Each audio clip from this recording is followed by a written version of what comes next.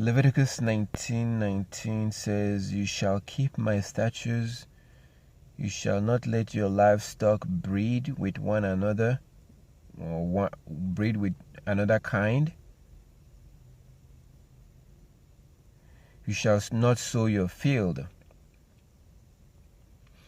with mixed seed, nor shall a garment of mixed linen and wool come upon you." Okay, so like we've been doing, this verse, like others, like we've seen in the past, this verse has more than one law in it. This is verse 19, Leviticus 19:19. "You shall keep my statutes. You shall not let your livestock breed with another kind. You shall not sow your field with mixed seed.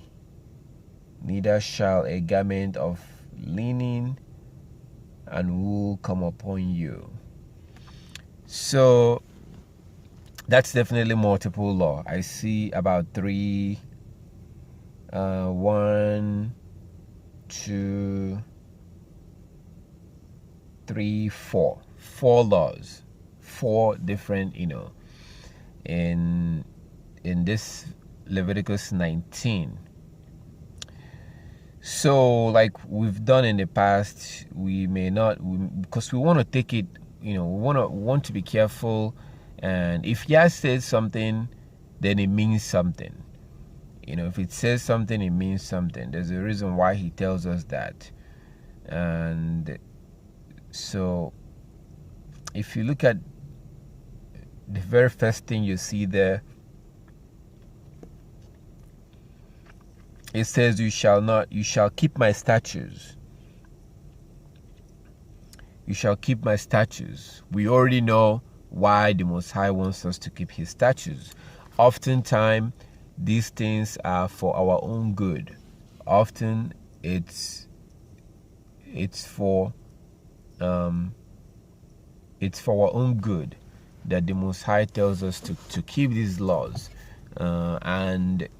But for those who, for most people out there, unfortunately, they automatically think that God is trying to keep us, he's trying to, they look at the law as a restriction, as some kind of a restriction. Oh, I'm not going to be able to do this now. I'm not going to be, they look at the law as a restriction. And I don't know if you do. I assume and I hope that you don't. But don't look at those laws as restrictions. Don't look at them as restrictions, because they are not. They are not restrictions. They are for our own good. But the thing is that the Most High being God, see, he doesn't think the way we think. So I think the best way for me to kind of put this right now is if you have children, especially when your children, because I know that your children are listening right now. For some of you, your children are listening. So, but if you remember when your children was much, much younger,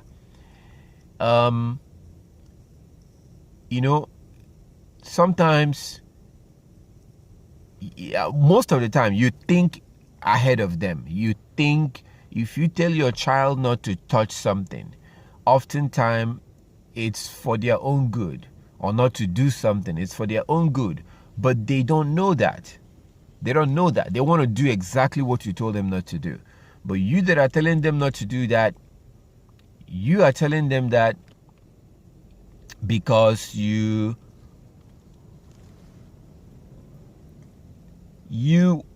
don't want them to get in trouble. You don't want them to get in trouble. You want them to, you want the best for them.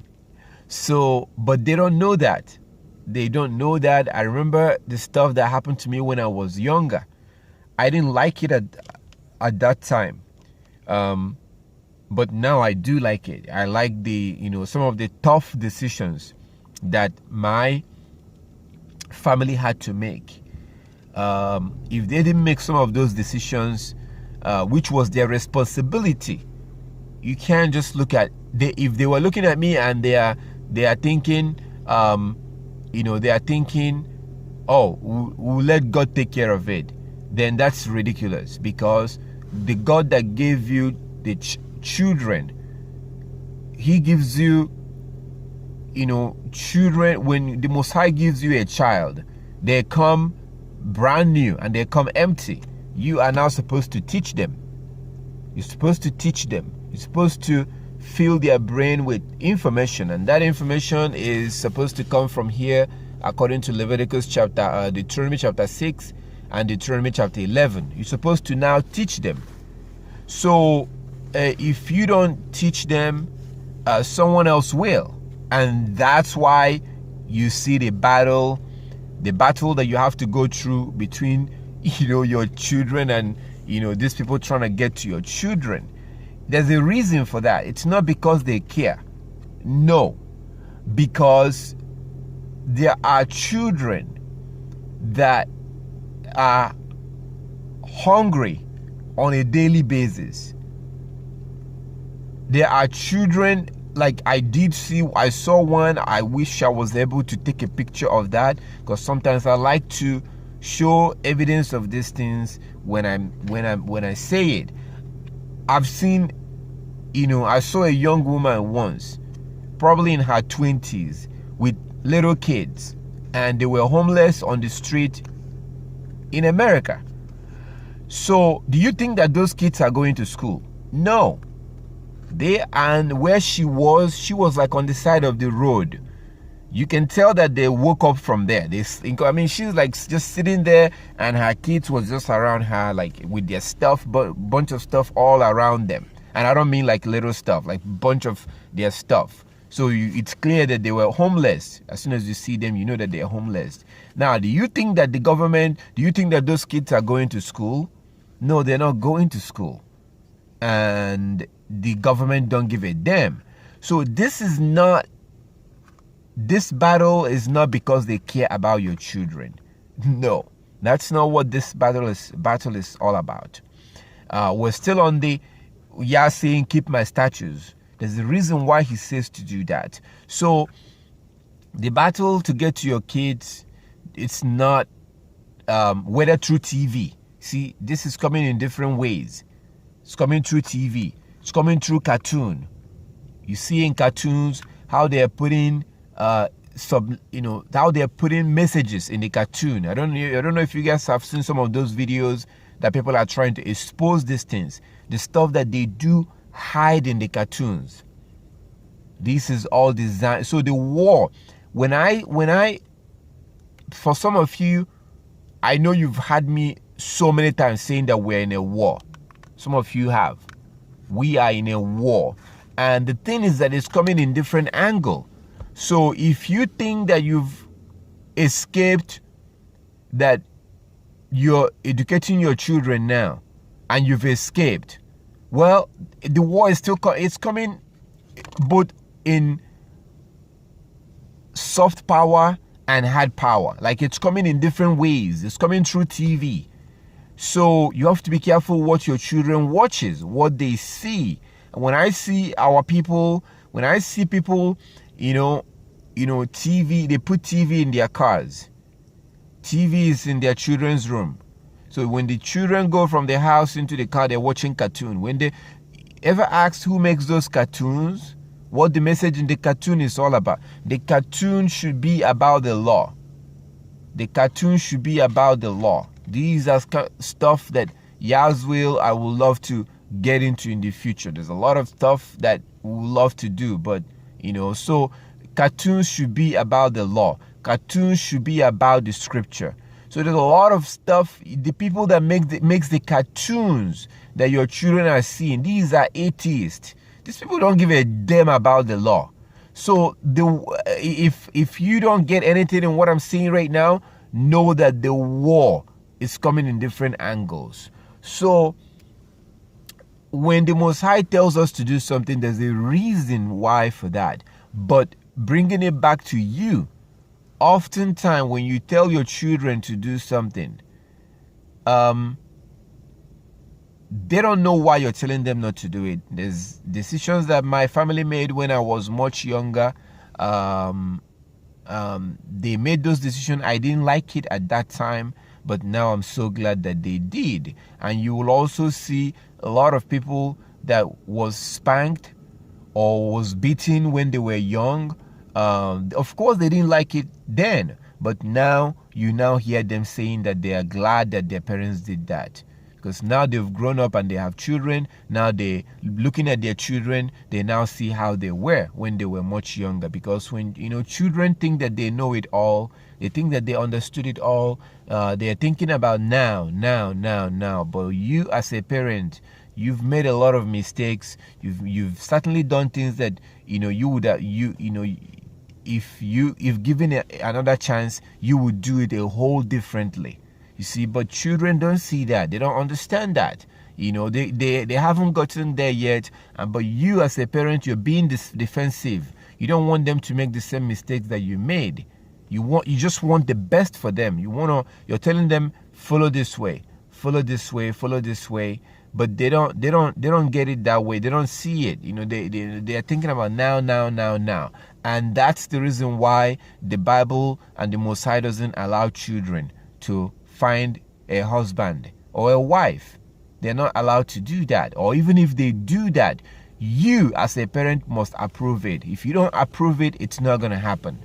It cannot happen. And these are things you need to begin to teach your children right now, so that when you finally come to that point, they will understand it. If you don't begin to do that right now, when they see someone and they feel like they want to have that person as their wife or their husband, and then you begin at that moment to begin to talk about the Torah, well, it's going to be very difficult.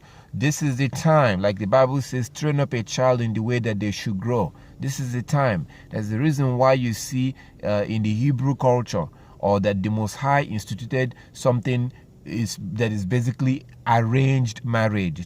Today it will be called arranged marriage. That's because kids don't think right. They're thinking about now. When they're looking at that girl, they don't realize that eventually that girl will become a grandma with a wrinkled face. They don't think that. They don't, they're thinking about now. They think that she's going to look like that forever.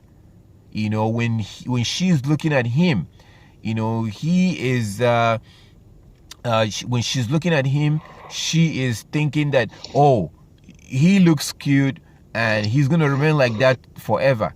But what she doesn't realize is that, Brother Christopher, could you please mute yourself? Can you mute yourself, Christopher? So what she doesn't... Brother Christopher, can you mute yourself? So what she doesn't realize is that he's not going to look like that forever.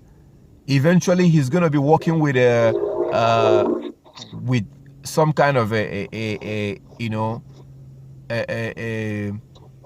walking stick, So we're not going to look like this forever. So, but that's the reason why kids are not allowed to, or even if they find someone, like you see Samson, even if they find someone, the parents must still approve it. The parents must approve it. That means that you, the parent, will now go and check out the individual. Check them out, look into their family, check them out, and then observe them. Because again, being that you've made a lot of mistakes in your life, when you've seen a lot of things. If you're a woman, you've seen boys that told you that they love you, but they don't really love you. Eventually, you've experienced a lot, and you don't want that for your daughter. So when a young man is now coming to your daughter, you know the game already. You know the game, so you can tell who is honest and who is not. You can tell who is genuine and who is not. But she can see that. Same thing with the boys. So they think about now. That's why the Most High, that part of the job of being a parent is that you have to literally find a spouse, for your children. That's part of your job. If you let, that's part, you have to do it. But we're not studying about that today. That's not what we're studying about. But this is all coming up because of when the Most High said to keep my statutes.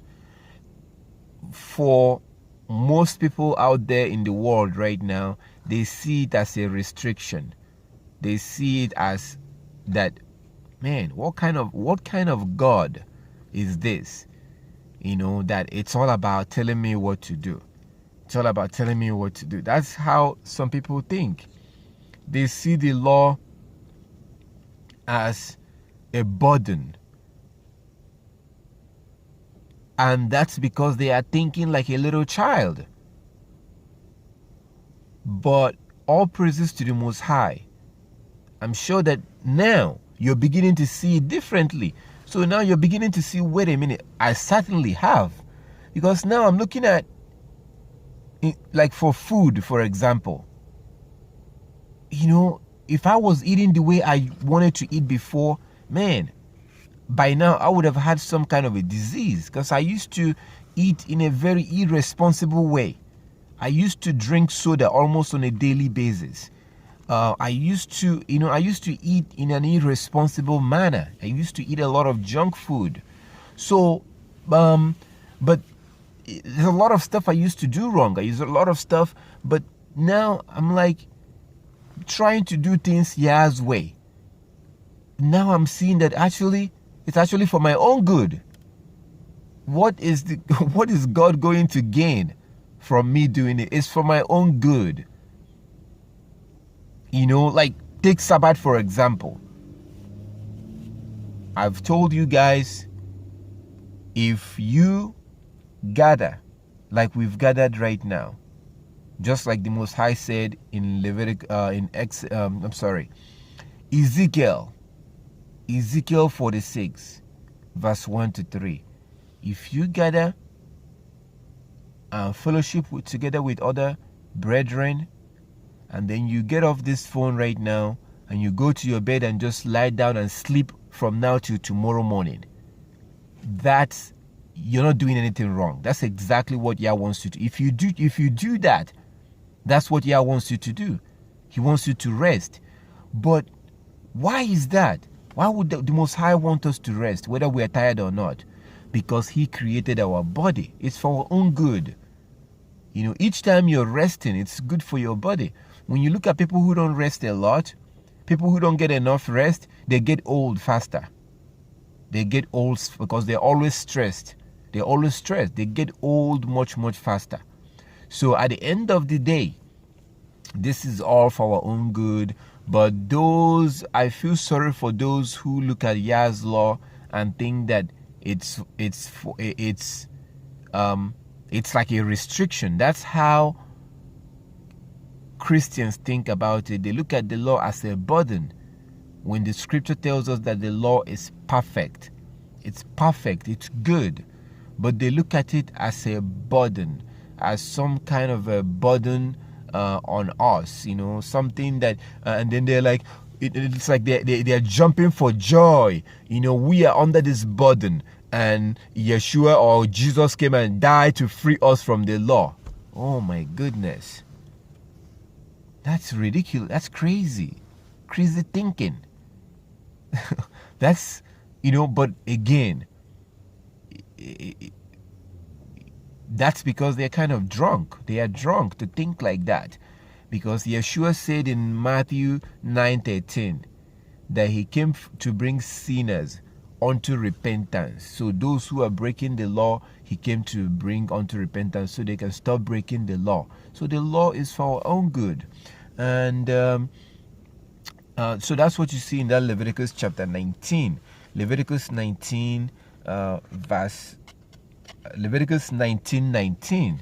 If we go to Deuteronomy chapter 6. If you go to Deuteronomy chapter 6, from verse 20, Deuteronomy chapter 6.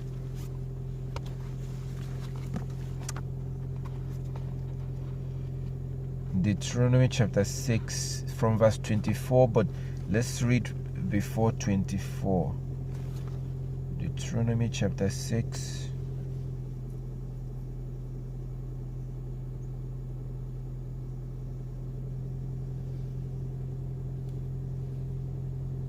Okay, so Deuteronomy chapter 24, Deuteronomy chapter 6, it says,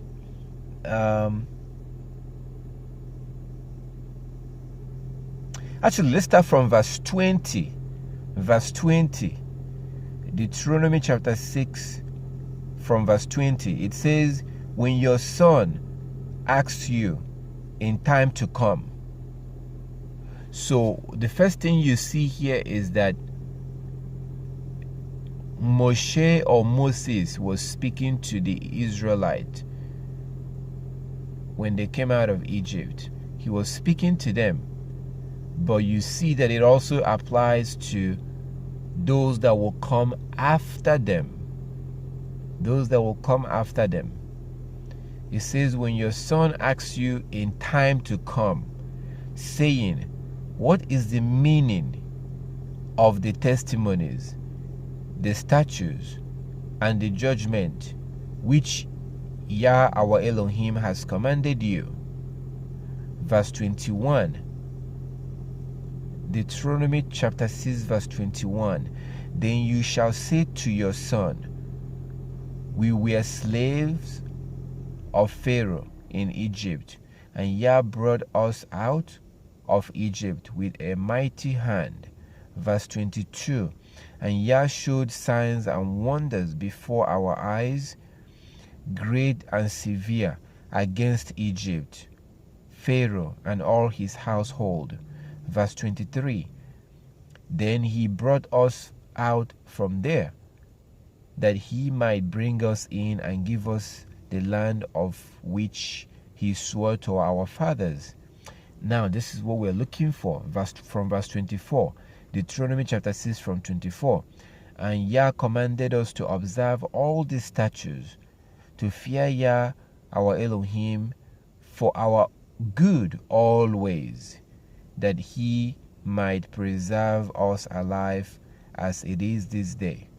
Verse 25. Verse 25. Then it will be righteousness for us. Then it will be righteousness for us if we are careful to observe all these commandments before Yah our Elohim, as he commanded us.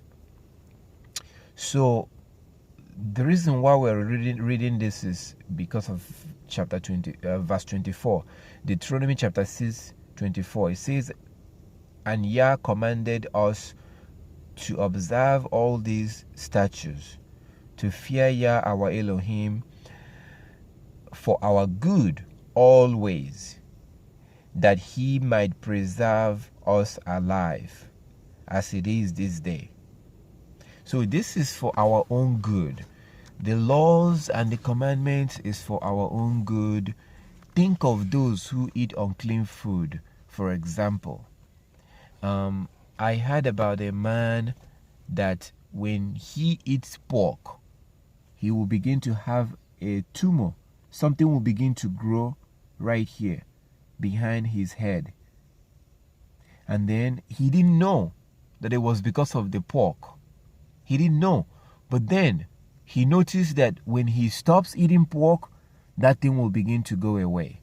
When he starts again, like if he doesn't eat pork for a long period of time, that tumor, the tumor will go away, will begin to go back in. When he starts eating pork, after some time, it will begin to come out. So there's a reason why the Most High tells us not to do something. The example that I like to give people with is, imagine in a world where nobody lies and nobody steals, nobody kills. Imagine a world like that. Can you imagine how, like, can you imagine the amount of stuff that you don't have to worry about right now? Because the world, it is the way it is because of the will of Yah. Yes. But you also see that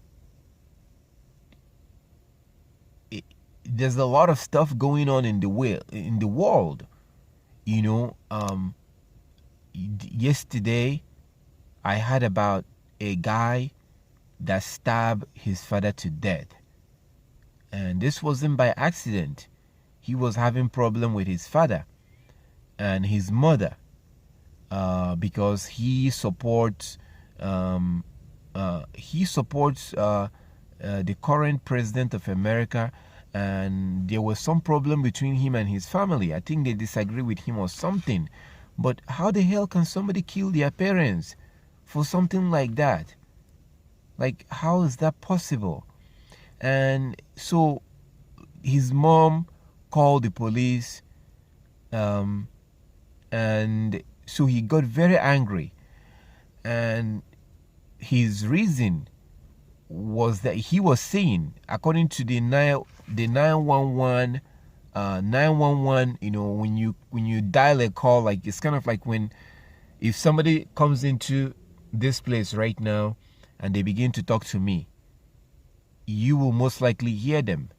So when his mother called the cops, the police, the 911, because it gets recorded, the call is recorded, they could hear him saying that since they called the police saying that he was threatening them, that he was going to go ahead and kill them. So he was saying that if he was going to go to prison or go to jail or whatever, or be arrested, then he might as well be arrested for, you know, doing something, you know. So he ended up stabbing his father in the chest and in the back. So this is not like it was an accident. He ended up, you know, killing his father. By the time the police got there, the man bleeded to death. So, but you see, first of all, in the Hebrew culture, if you lay your hands on your parents, the Most High said that you should be killed. If you lay hands, like, I don't mean like touching your parents. If you punch your father or slap your mother or whatever, if you do that, that's a death sentence. That's a death sentence, says God. You can't do that. You cannot do that. No matter what your mother, your father does to you, no matter what they do to you, you cannot attack your parents. You attack your parents, you are doomed. You are doomed. You cannot do that according to the law. So imagine if this parent was teaching their children according to the law. And these people were Gentiles. They are Gentiles, but it doesn't matter. It doesn't matter. Why does it not matter? It doesn't matter whether they're Gentile or whether they're Hebrews. That means nothing. Why? Because of Numbers chapter 15, verse 15. If you look at Numbers 15:15, it says, the Most High said that one ordinance shall be for you of the assembly, and for the stranger who dwells with you, an ordinance forever throughout your generations. As you are, so shall the stranger be before Yah. Verse 16, one law and one custom shall be for you and for the stranger who dwells with you. So the laws and the commandments of the Most High applies to everyone. It applies to the Indians, just like it applies to the Chinese, the Pakistanis, the Africans, the Mexicans, everyone. This is what Paul was talking about in Romans chapter 2. In Romans chapter 2, The whole chapter of Romans chapter 2 is talking about the judgment day. And Paul, the context of that chapter is the judgment day. And he's saying that everyone will be judged according to the law. It doesn't matter who you are. Everyone will be judged according to the law. In Amos chapter 9, verse 9 and verse 10, the Most High said that sinners among my people will fall by the sword. Sinners among my people will fall by the sword. Those of his people that refuse to keep the law will be destroyed. They will not be saved. Those of the Gentiles that keep the law will be saved. They will not be destroyed. So the law, I read Numbers chapter 15, verse 15 and verse 16. Numbers 15, 15 and 16. God's law applies to everyone. You clearly see it in Numbers chapter 15, verse 15 and verse 16. One ordinance shall be both for you of the assembly. That's what we are. We are of the assembly of the children of Israel. So the Most High said that one law shall be both for you of the assembly and for the stranger that dwells with you, an ordinance forever, throughout your generation. As you are, so shall the stranger be before Yah. One law and one custom. So we have Yah's law, but we also have the Hebrew custom, which is also from the Bible. So whatever we do, the strangers and the Gentiles are supposed to do, because the things we do is from the Bible.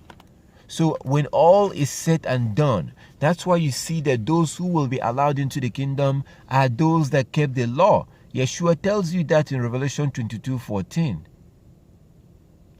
So this did not happen because they were just Gentiles. It happened because that parent, though that man and woman, they did not teach their son the law. If they had taught their children the law, then their son would not even raise their voice on them, not to even mention to take a knife and stab his father in the chest and in the back because his father disagrees with him or whatever. You see? So now you see the benefit of keeping the law. But for a lot of people out there, they look at the laws of the Most High as some sort of a burden and restrictions and stuff like that. That's how they see it. But it's not so. These are, see, Yah being wise.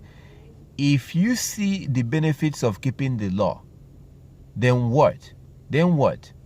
Then you start keeping it because you want to get the benefits. So you're not really keeping it because you love him. One of the Bible verses that had a very big impact in my life is John chapter 14 verse 15. When Yeshua says, if you love me, keep my commandment.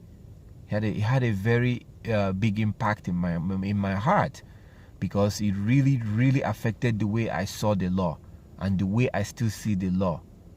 So we shouldn't be keeping it just because we are trying to escape the judgment from the Most High. That's not the reason why. That should be part of the reason, but if that's your main reason, then well, that's not you're not being honest. I'm not being honest. If the reason why I'm keeping the law is just so I can, I can escape his judgment.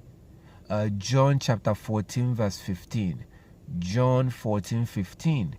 So, and then in 1 John chapter 5, it says that this is the love of Yah, that we keep his commandment. First John, in 1 John chapter 5. So this man lost his life because, like many Gentiles in the world today, he did not teach his children according to the law. Not only that, even among people that claims to know Yah, they still don't teach their children the law. See, when I was younger, I used to argue with my parent. I used to argue with my mom. I used to argue. I used to,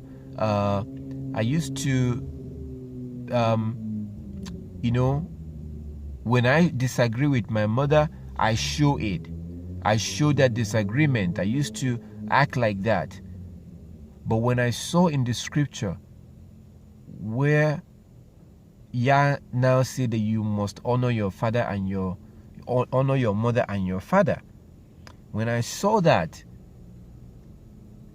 that really changed the way I interact with my family now. Because now, I'm like, my attitude towards my family, especially my mother, have changed. Now, even when we have some disagreement or something or whatever, I don't say anything. I wouldn't say anything that very moment. But later on, I will respectfully, whatever, even if, because I'm trying to be very careful. You see, if I dishonor my mother or my father, if I disrespect them, then I'm disrespecting Yah.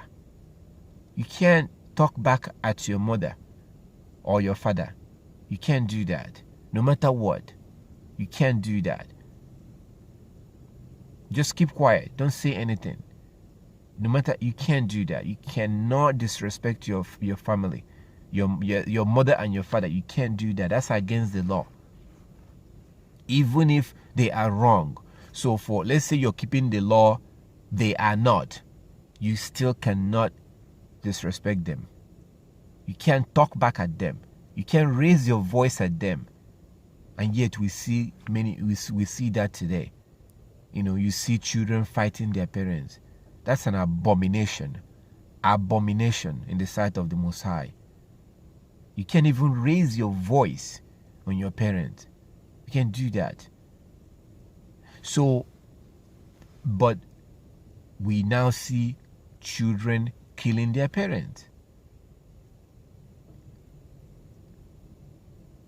But if the parent, see, when you have a child, like as I said earlier, when you have a child, they come empty. They come brand new. They whichever way you train them is the way that they will go. That's just the way it works. It's your responsibility to do that. So if you get caught up with the things of the world and you're not around to train your children, and someone else trains them and puts a different value in them, a different, then how do you expect them to know these things? How do you expect them to understand how to treat you as a parent from the Bible? That's not going to happen, So, but when you do it, when you actually raise them according to the scripture, when you teach them these laws and the commandment, then they will know it, they will understand it, and there will not be any problem. My mother did not teach me really the laws. She wasn't the one that taught me the laws in the Bible. There were some Hebrew culture that she knew. But she did not specifically was telling me that we have to keep the laws in the Bible. But now that I know it, I am now treating her the way the law commands me to treat her. So who benefits now? She benefits. Because I can raise my voice on my mother, no matter what. I can raise my voice. I cannot disrespect her. And think about this. If I'm not even allowed to raise my voice on my mom, do you think I will ever lay my hands on her? If I can't even raise my voice on her. Today, even if I don't have money, If my mom calls me and say I need something, even if I don't have, I have to borrow. I can't eat while my mom is hungry. That cannot happen. I can't eat while she's hungry. I have to make sure that she's fine first before I worry about myself. When she's not, when she's my responsibility. So when she's not okay, I'm not okay. See, I have to cherish her. I have to honor her. By doing so, if I dishonor my parents, I'm dishonoring the Most High, because He told me to honor them. So who benefits? She does. He does. You see? So when you then come across a law in the Bible that says to teach your children, to educate them according to the law, Deuteronomy chapter 6 and Deuteronomy chapter 11. See, a lot of people would think, man, that's too hard. I don't have time. I have to go to work. I don't have time to educate them. See, but what you don't know is that if you actually heed that warning, if you actually heed that law in Deuteronomy chapter 6, if you actually do that, what you don't know is that part of the things you will end up teaching your children is that they have to honor their mother and their father, which in turn you will be the beneficiary of that. See, this is the thing with the law. So when with the Bible verse that we're looking at today, Leviticus 19:19, that says you shall keep my statutes. For most people, they think this is a burden. They look at Yah's law as a burden, but it's for our own good. And I was just using the relationship between parents and children to give you an example. There are so many examples. So many examples. Almost any law that the Most High gave us is for our own good. But when you're looking at that law, you don't see it. But when you actually begin to put it into practice, you will realize that it's for your own good. Like Sabbath. Work 6 days, rest on the 7th day. Like, you look at health. Most people are sick today because they are no longer eating the way the Most High wants us to eat. Most people are sick today because they have abandoned the way that the Most High, the medicine that the Most High gave us to use for our healing. They abandon it, and they are now following the Western medical system, which they'll give you chemicals as drugs, and they don't use the word healing or curing. Their goal is for you not to die, but at the same time for you not to be healthy. As soon as you go into their medical system, that's why they keep giving you, they put you on drug. They put you on medication, they say, and you're stuck in that medication, and they don't want you to die, but they don't want you to be healthy either. Why do we suffer the consequences of these things? Because we've abandoned the way that the Most High wants us to get healed, which Yah's will. We are going to study that because it's very important.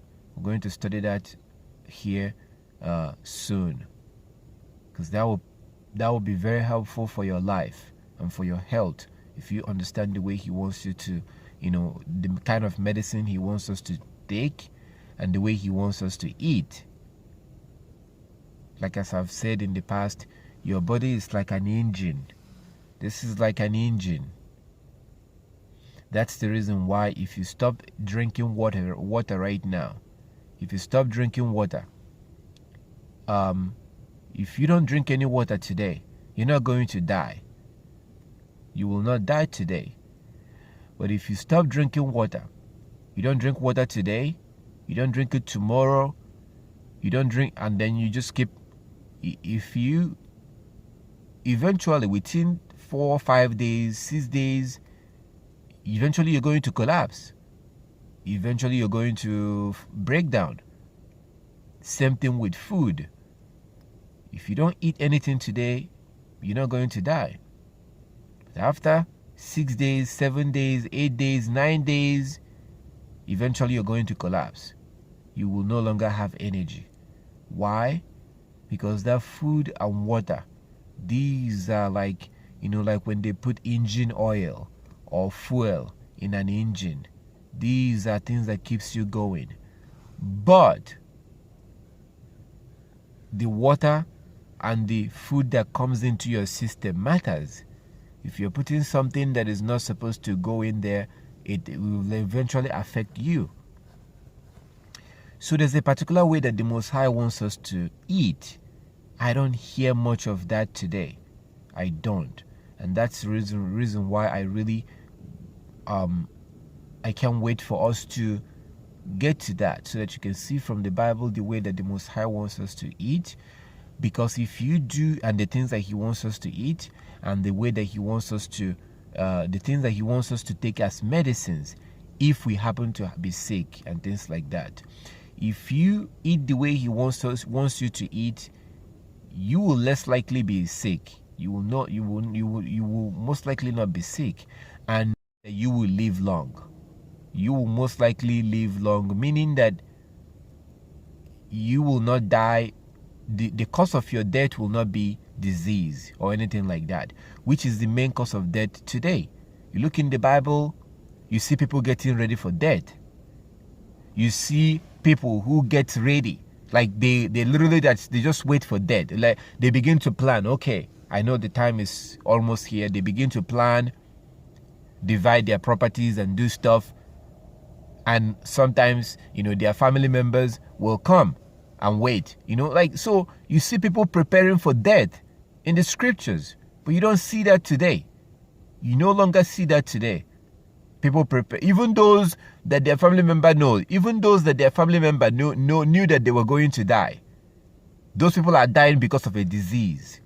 So when I talk about being prepared for death, I want to prepare for my death.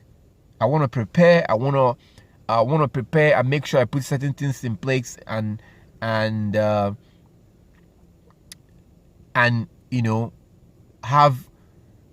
teach certain things to certain people and have them take over. If I can have 1 or 2 people that I can inspire that will continue, my passion,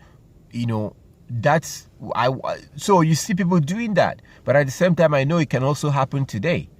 It can happen today. Today might be my last day. I totally understand that. And if it's Yah's will, then let His will be done. So, but most of the time you see people preparing for their death in the scripture. Why? Because these people are not usually sick.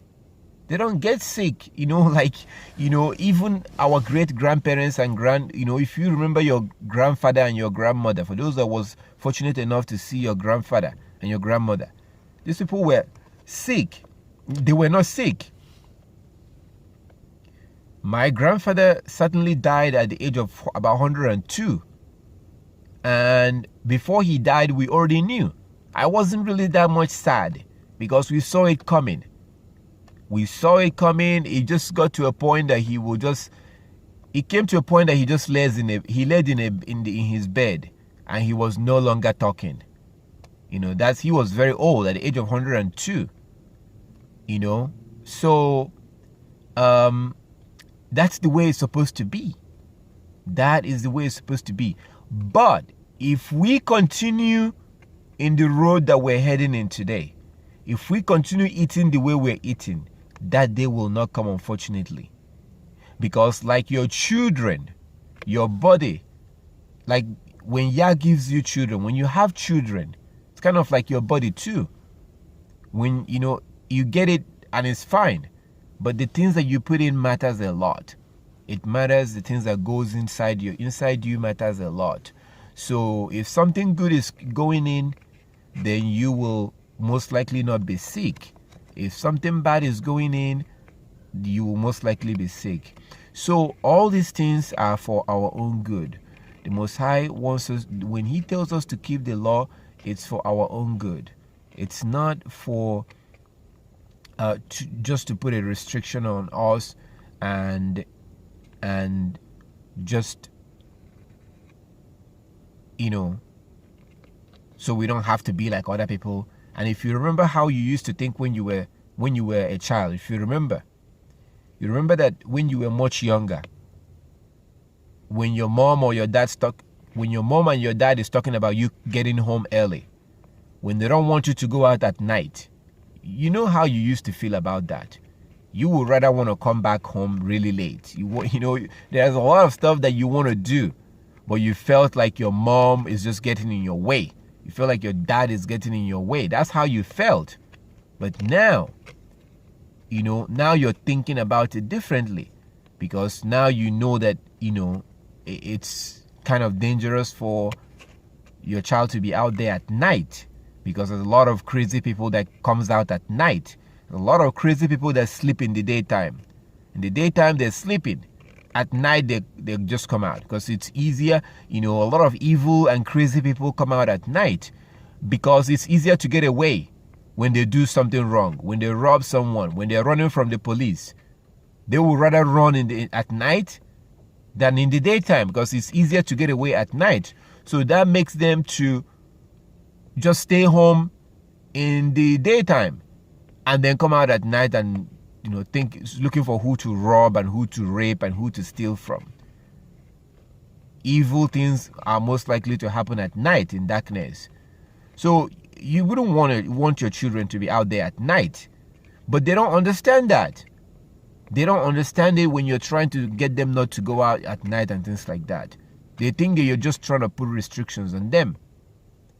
So for the people that do keep the law, they benefit from that. Like that Numbers chapter 15 verse 15 that I read, it reminded me of something right now, because in Numbers chapter 15 it says one ordinance shall be for you of the assembly and for the stranger who dwells with you, one ordinance forever throughout your generation. As you are, so shall the stranger be before Yah. Verse 16, one law and one custom shall be for you and for the stranger who dwells with you. Okay, so the stranger is the non-Israelite, the non-Hebrew. So here you're seeing the Most High. You're seeing God Himself saying that the same law applies to the Hebrews, to the Israelites, and to non-Israelite. And then He says forever. Forever. Did He not know? Didn't He knew that Christ will be coming? Does this mean that He didn't knew that Christ will be coming? Why would He say this? That it's forever. Forever. He certainly knew that Christ was going to come. And yet, He still says that His law is forever. And it applies to the Hebrews and to non-Israelites. The thing is that God Himself, the Most High Himself, our Heavenly Father, decided to choose the Hebrews and gave them the law.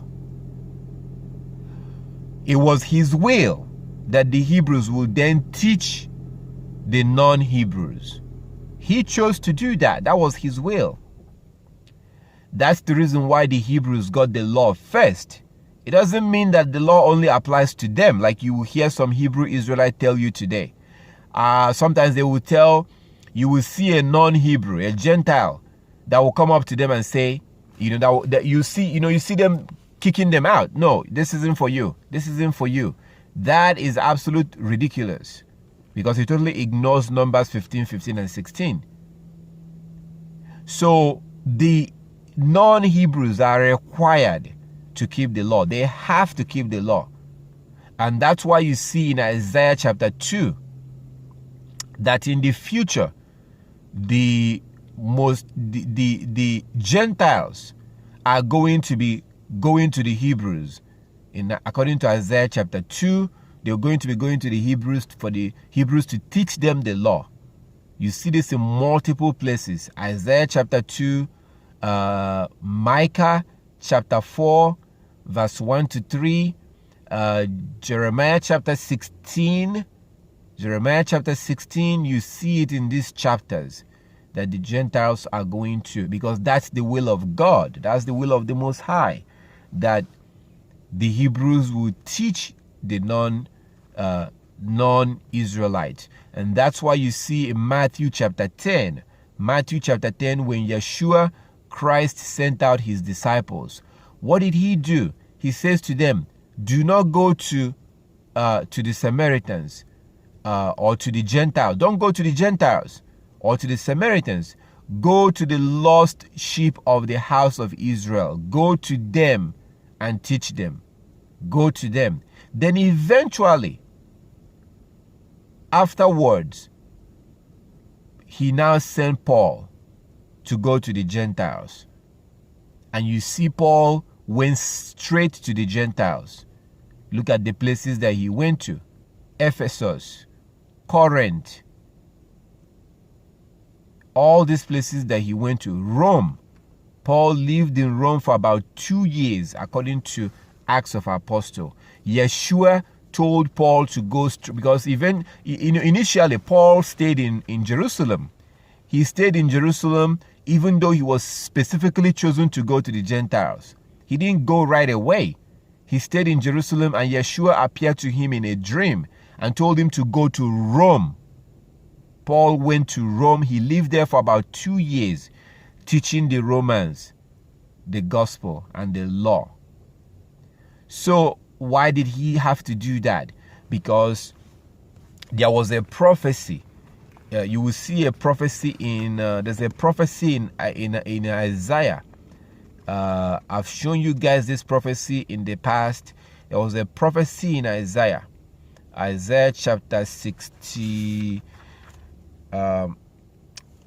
In Isaiah chapter 65, Isaiah 65, you see a prophecy that talks about how God is going to reach out to the Gentiles.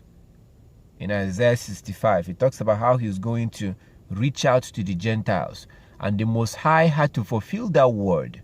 And he fulfilled it by the person of Paul, by sending Paul to the Gentiles. But of course, we know how that ended up. We know how that came, how that played out. They, instead of accepting the truth, they ended up killing the apostles and then establishing their own religion, which is now known as Christianity. But Yeshua had to fulfill the word, the prophecy in Isaiah chapter 65. That's the reason why Paul was specifically sent to the Gentiles to go and teach them. So the bottom line is that everyone is required to keep the law, whether you are a Gentile or whether you are a Hebrew. But the Most High himself specifically, he decided to choose the Hebrews to teach the Gentiles. And then he gave them the law first, just like you. I've given an example. If you are a teacher and you have a bunch of students, a lot of students,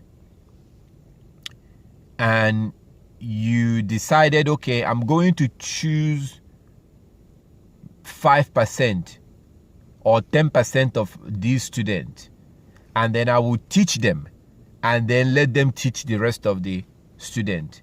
That's kind of what Yah did. So he chose a group of people and then gave them his laws for them to then teach the rest of the people. And you can see that if we go to Exodus chapter 19, Exodus 19, in Exodus 19,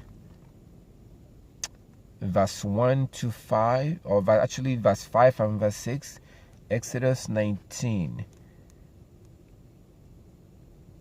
Exodus 19, it says, Exodus 19 verse 5 and verse 6, Now therefore, if you will indeed obey my voice and keep my covenant, then you shall be a special treasure to me above all people, for all the earth is mine. Verse 6, and you shall be to me a kingdom of priests, a holy nation. These are the words you shall speak to the children of Israel.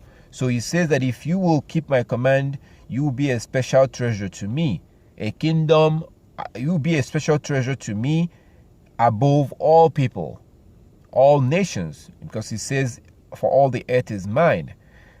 You shall be a kingdom of priests.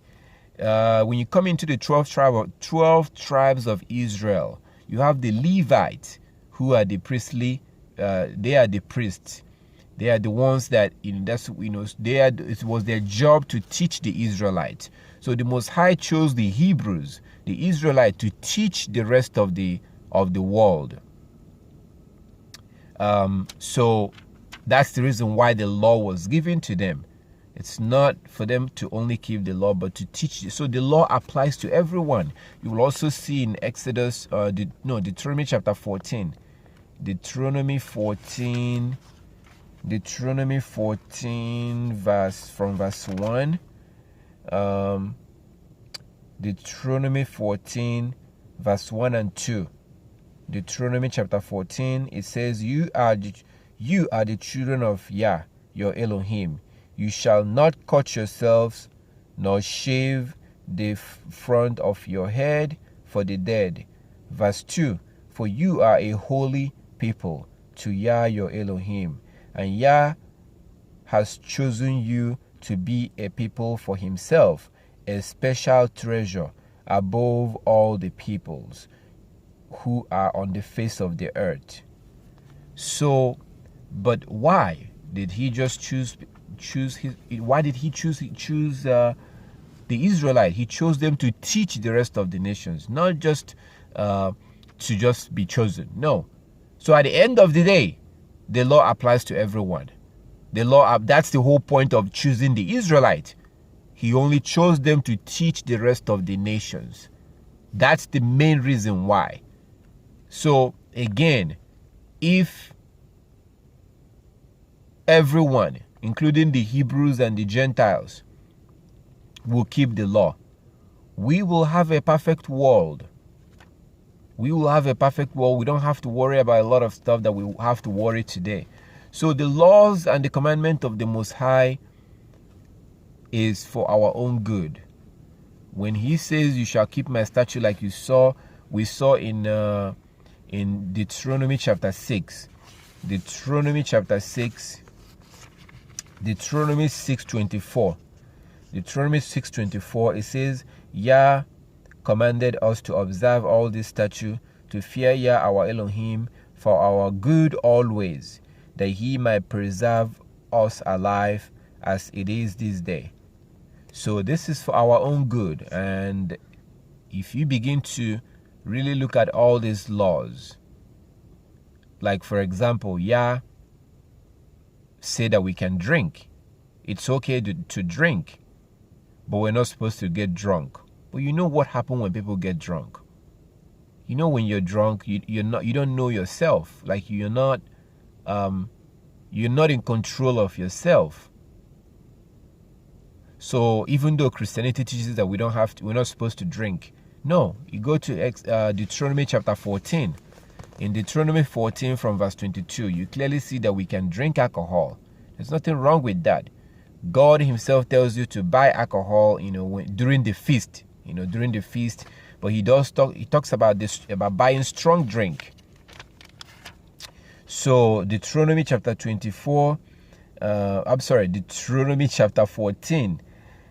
Deuteronomy 14 in verse 26. Deuteronomy 14:26, it says, and you shall spend that money for whatever your heart desires, for oxen or for sheep, for wine, for similar drink, for whatever your heart desires.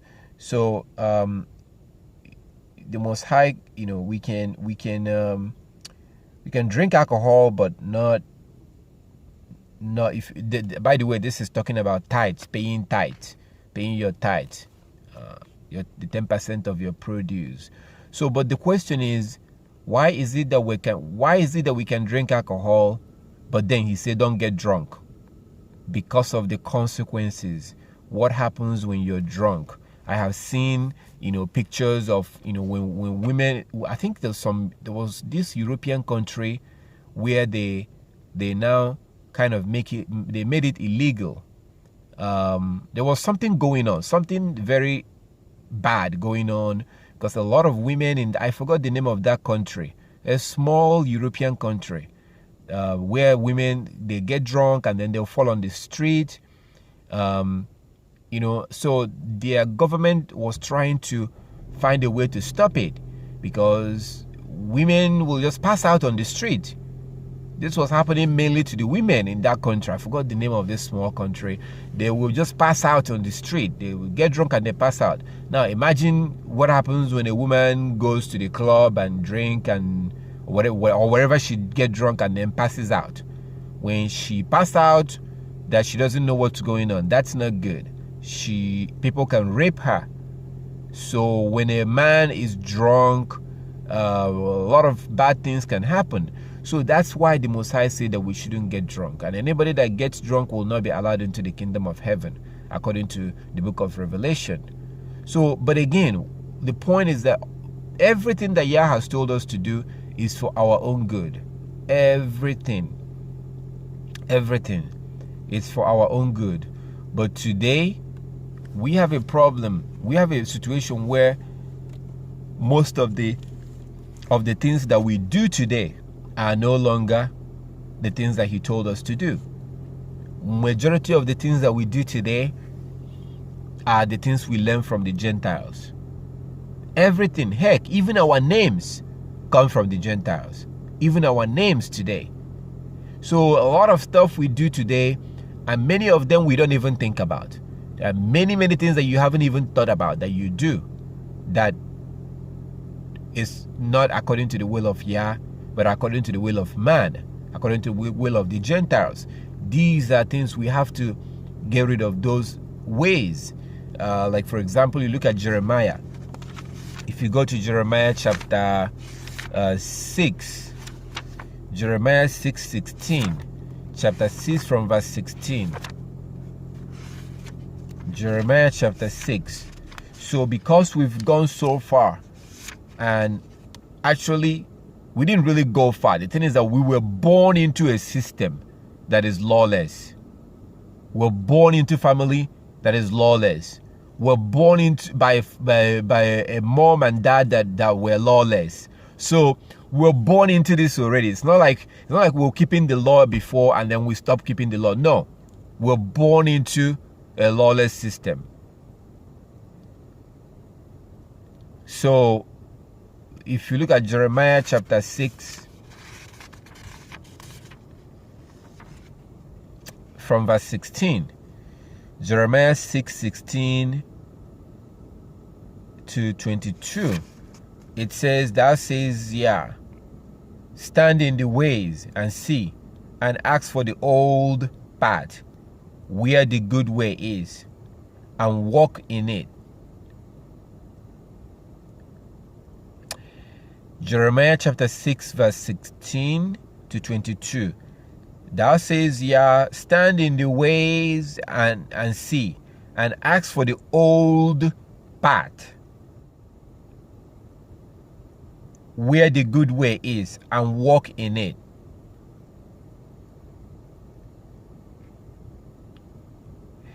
Then you will find rest for your souls. Then you will find rest for your souls. The Most High is telling us to find out the old ways, the way that things used to be done in the past.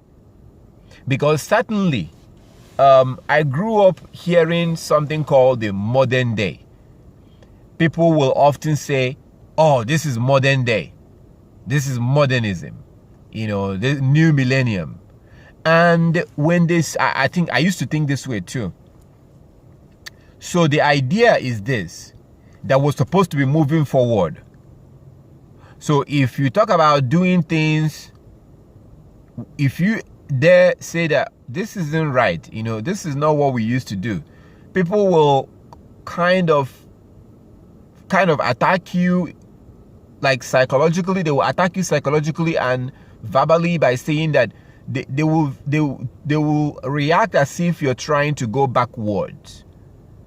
But here we see the Most High God saying, actually go back. Find out the old ways, the way that things used to be done, and go back in it. That's how you're going to find rest for your soul. That's what it's saying. So we now have a habit of trying to move forward the way we see it. Some people will call it being progressive. And among the progressive, for example, in America, they tend to embrace homosexuality. They think it's okay. They tend to embrace, among them, you can be whatever you want to be. You can be whatever. If you tell them that you are not a man, they will be like, okay. They will praise you. If you tell them if you're a woman and you say you're not a woman, they will praise you.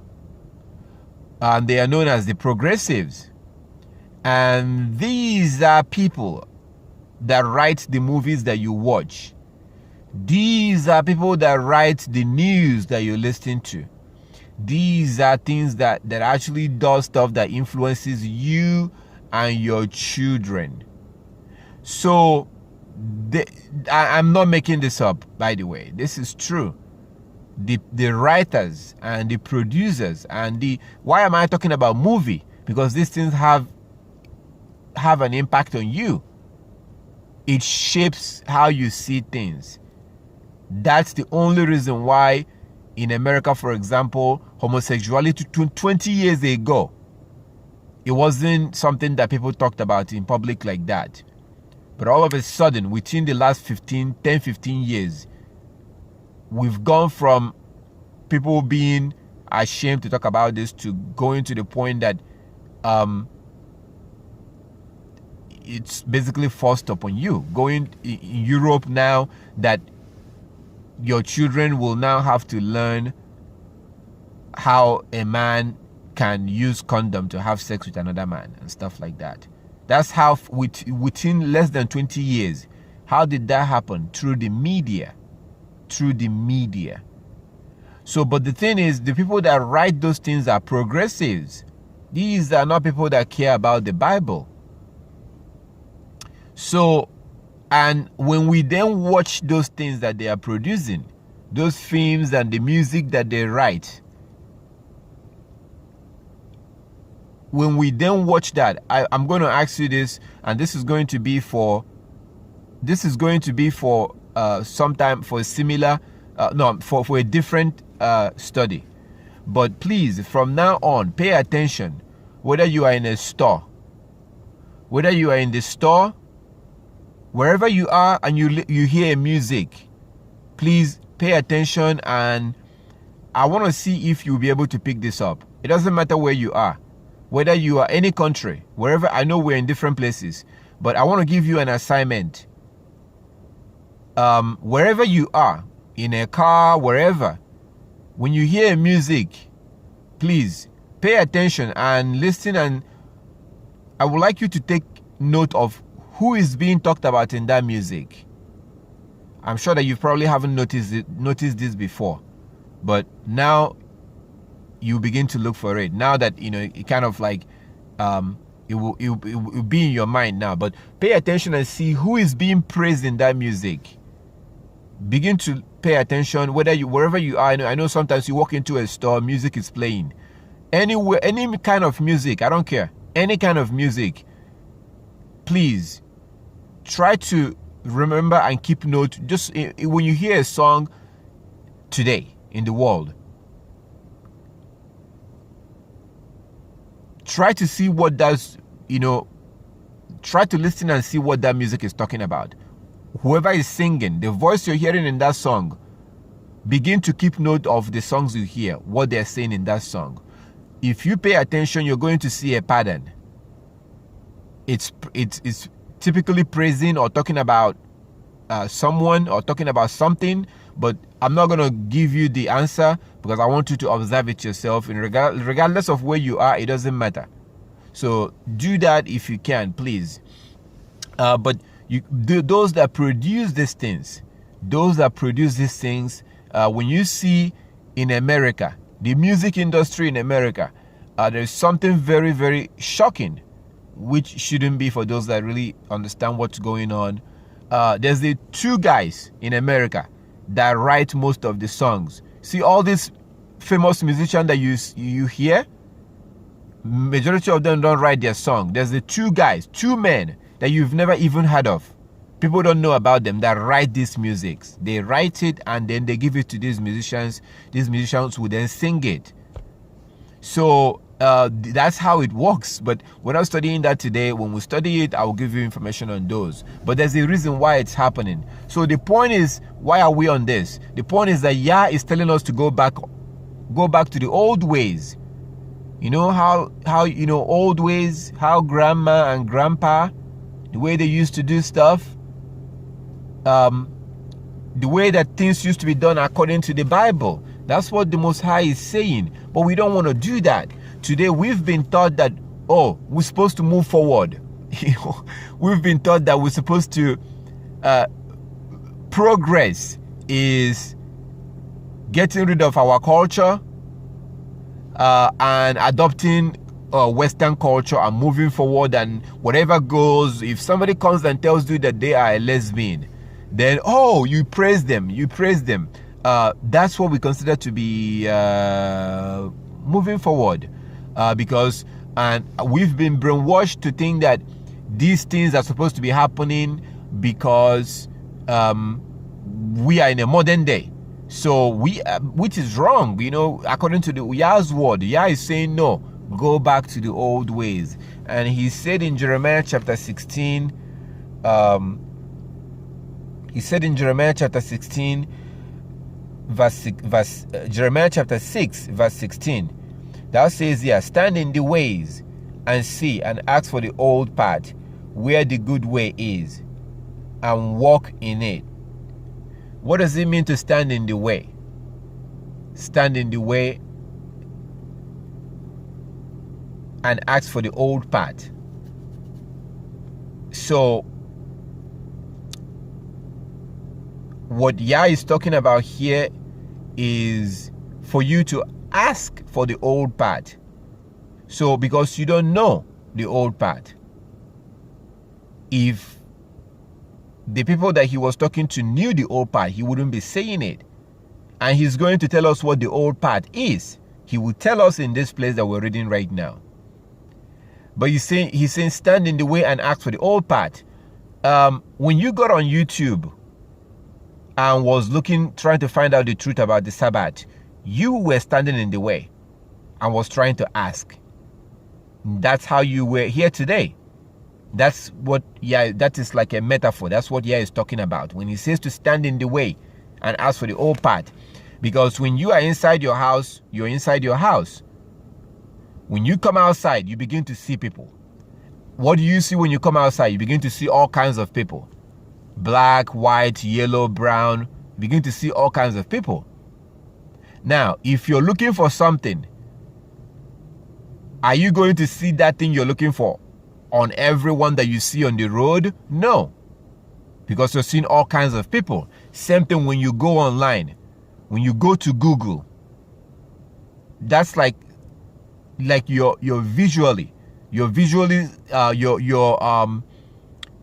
a cyber way. You're going online because there's a lot of people online. When you go to YouTube, it's like you're going outside, but now you're doing it visually. You're doing it through the internet. That's why it's called World Wide Web. It's the internet. A lot of people are there. Like right now, we're all online right now, but we're in different countries. We're in different countries, but we're all online. So I'm indoor right now. I'm indoor, and you are all inside, you're all indoor. So the thing is, but we're still connected. So when he says to stand in the way, That was exactly what you did when you were on YouTube or trying to find information, trying to find and things like that. Or when you come across, I mean, that's basically what you're doing. You're standing in the way.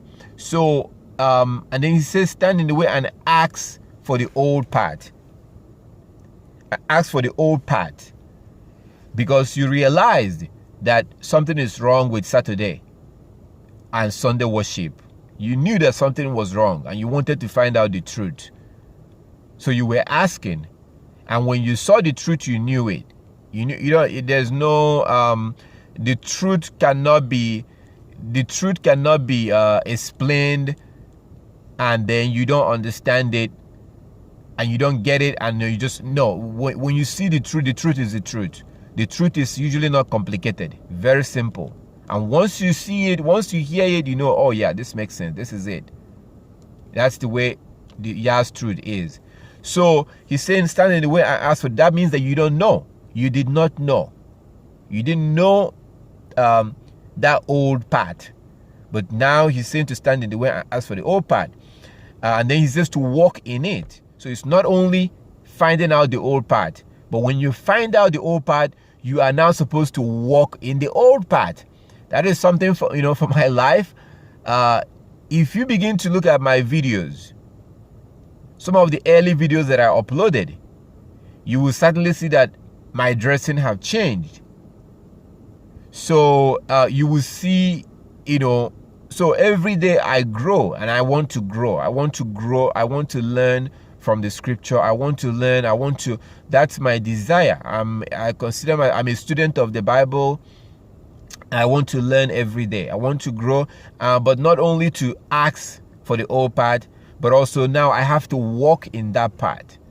So it's not only learning it and just knowing it. Now I have to actually walk in that part, because he's saying to stand in the way and see and ask for the old part, where the good way is, and walk in it. And that's exactly what happened to us when it comes to the Sabbath.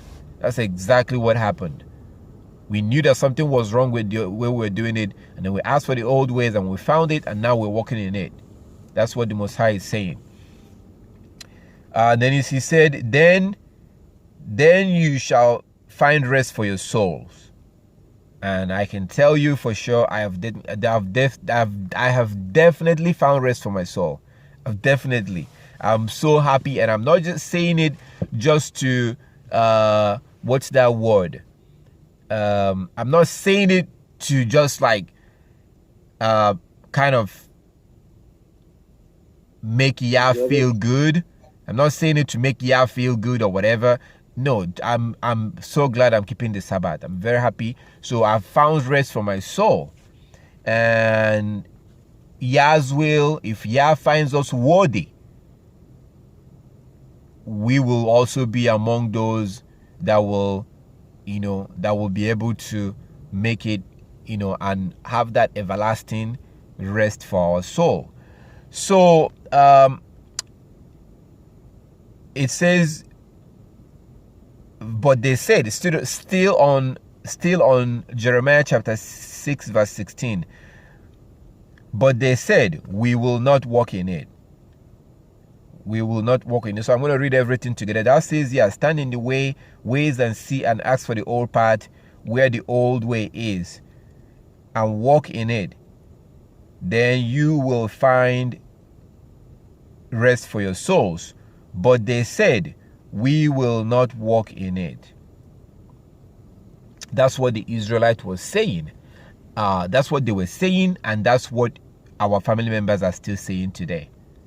So when you talk about the old path, the old ways, which you find in the Bible, we're going to get to that in this chapter. That's exactly what our family members are saying. They don't want to walk in it. So this lines up with how we started, which is when the Most High tells you to keep the law, like you see in Leviticus 19:19. There's a reason why. And through his prophet Jeremiah, we are now seeing Yah is kind of breaking it down.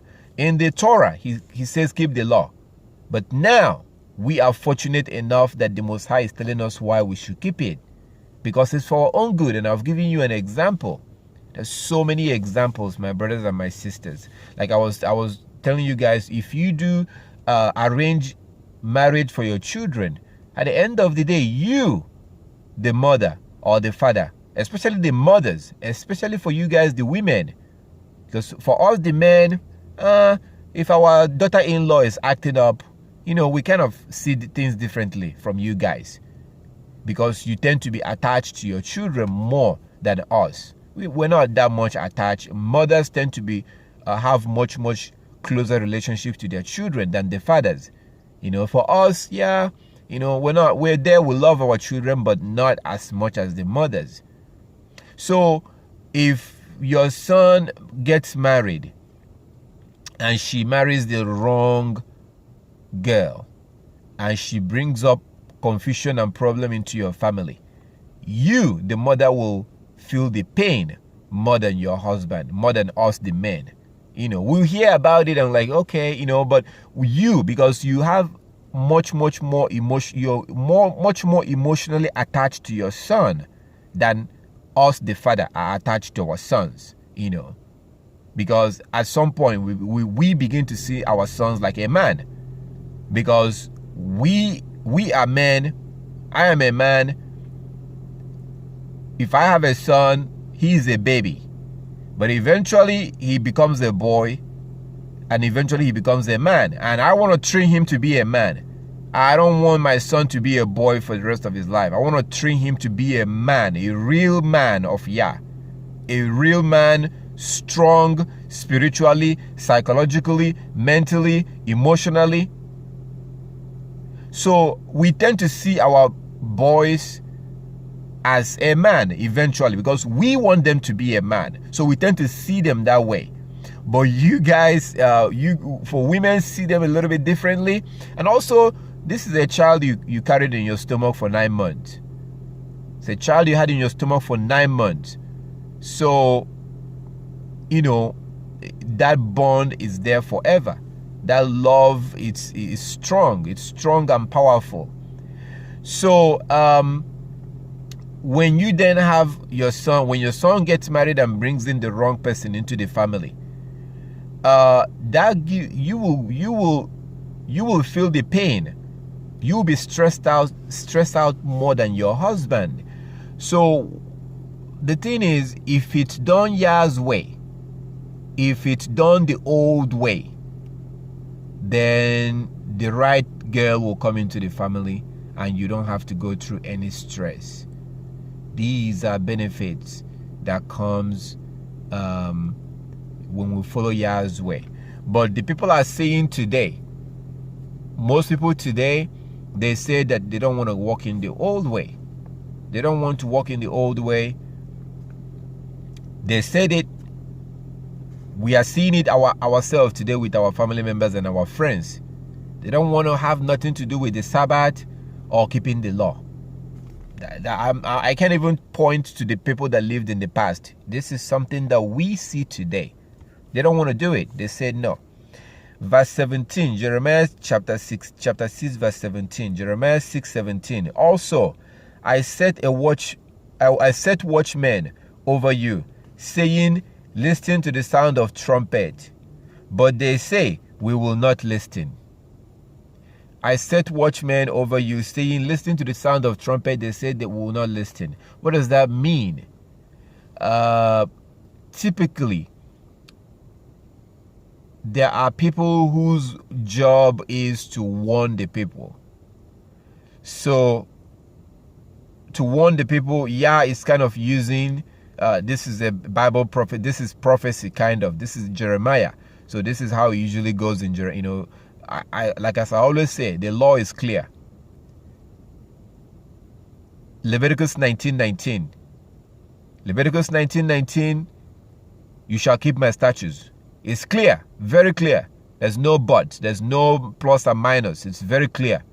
We're supposed to keep it. But when you're dealing with Bible prophecy, it's not that clear.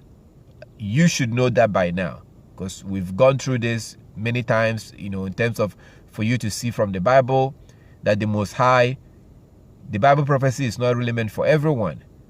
So it uses certain things that needs to be explained. And once it's explained, you get it immediately. You're like, oh yeah, this makes sense. So it says I set a watchman, like for example, when I explain stand in the ways and ask for the old path. That's something that you did. Every one of us here have done it. When you begin to seek out the truth, you're asking for the old path. Or when you ask questions, what about this? What about that? You're asking for the old path. Why are you asking for those things? I know that you're asking for those things because you want to do it. That's why you're asking for those things. What about this? Are we supposed to do this? What about this? Why are we doing this? What is you're asking? You're doing exactly what the Most High said here. That's exactly what you're doing. And you're asking for those things because you want to do it. So, but the thing is that there are people who are not even asking. There are people who don't even care. And every one of us, I'm sure you've met those kind of people who don't even want to know. They don't care, they don't want to do. But then, you look at them, you see that you can see the disadvantages that they're going through. You see the disadvantages that they're going through in their life that they may not necessarily be going through if they had followed Yah's will. Trust me, I do see that. I do see people that I know. I see them and I see certain things that they're going through that they wouldn't have gone through if they had followed Yah's will. But if you talk to them about following Yah's will, they get upset. They get upset, they get angry. So when it says in verse 17, I set watchmen over you, saying, listen, that watchman there, it's basically, there used to be a time when the Israelites, they had enemies. They had enemies. We still have enemies till today. If you are keeping God's law, you have an enemy. Now, you can know that, or you can accept it, or you can want to be in denial, or that's up to you. If you are keeping the law of God, automatically you will have enemies. And that enemies will manifest themselves by people that you interact with. They will be used by Satan, like in your job, giving you hard time, not allowing you to keep the Sabbath. Sometimes your family members, you have enemies if you are keeping the law. That's just the fact.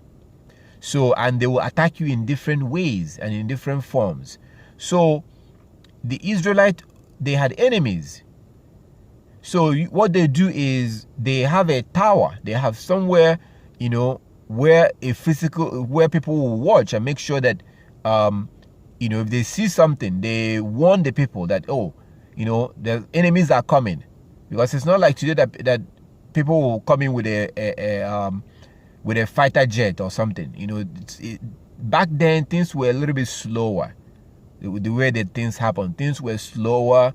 If somebody attack you, sometimes you end up in a fist fighting, not like today that things was much more slower back then in the way that things played out.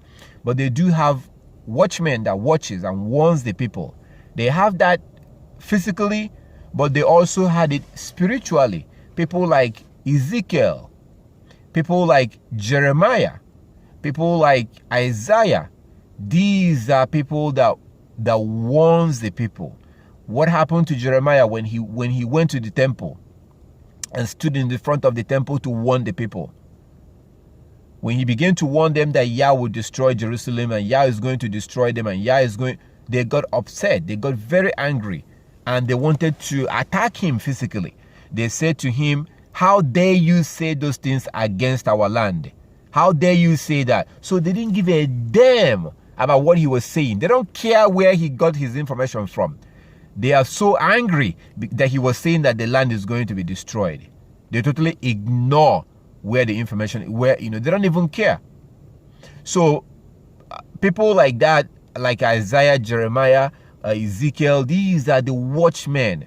When they see that Yah is going to, like for example, when Jeremiah went to one of the king Hezekiah, is it Hezekiah, when something went down and Yah decided that he's going to die, and he began to cry out to the Most High and began to cry, and Yah then told Isaiah to go back and tell him that he has 15 years more. And then he went back, and so that's like a messenger. That's like Yah's messenger, a watchman that sees danger coming. Danger is coming. You better start keeping the law, because the wrath of Yah is coming, and when it comes, you will not escape. You will be destroyed. That's what a watchman does. Like Noah was a watchman to his generation. Typically, people don't listen to the watchman. Typically, especially when it comes to the law of Yah, they don't listen. So that's why it says in chapter 6 verse 17, Jeremiah chapter 6 verse 17, I set watchmen over you, saying, listen to the sound of trumpet. But they say, we will not listen. Verse 18, therefore hear, you nations, and know, O congregation, that's that word I was telling you. You see it depends on the translation that you're reading. I'm holding New King James over here. I'm reading from New King James.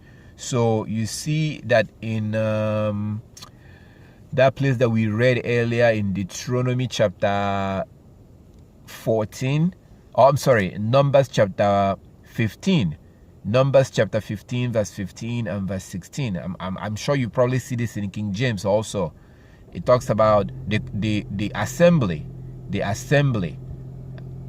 So, and then here in Jeremiah chapter 6 verse 18, Jeremiah 6:18, it says, therefore hear you nation, and know, O congregation. So the congregation, the Israelites, the people of Yah are the congregation. When we gather together, we gather as a congregation of the children of Israel. This is nothing new. This is not a church. This is not, this is basically the same people that you read about in the Bible. So that's what we are belonging. As I belong in this group with you guys, we are all part of the congregation of the Israelite. That's why you see Paul. When Paul goes from one city to another, he looks for a synagogue or a temple and go in there and join the congregation. And each congregation that Paul comes into, what do they have in common? The law, the Torah. In every one of those congregations, on the Sabbath day, what do? They read the laws and the prophets, like we're doing today. They read from the laws, the book of the law, the Torah, and the prophets. That's exactly what we're doing right now. Every congregation that Paul goes into, any city that he goes to, he will look for the congregation of the children of Israel, and he just go to the temple, and the same thing. There's no special doctrine. There's no other website where you're going to go and read about our doctrine. There's none of that. It's all we have is just the laws and the prophets and the gospel. That's it. That's all we have. If you're looking for our doctrine, it's here. That's it. This is it. We just read and follow. So that's what you see when Paul goes from city to city. When he just simply goes around and look for, because it's the same. Nothing changed. It's the same system you read about in the Torah. Same congregation. So for those that will accuse you of being in a cult, or when somebody asks you, where do you belong? What group do you worship with? They want to know your denomination. You have no denomination. You are of the congregation of the Israelite. Of course, when you say that, they would think that, it's some form of a religious organization that claims to have that name. You're going to have to explain to them.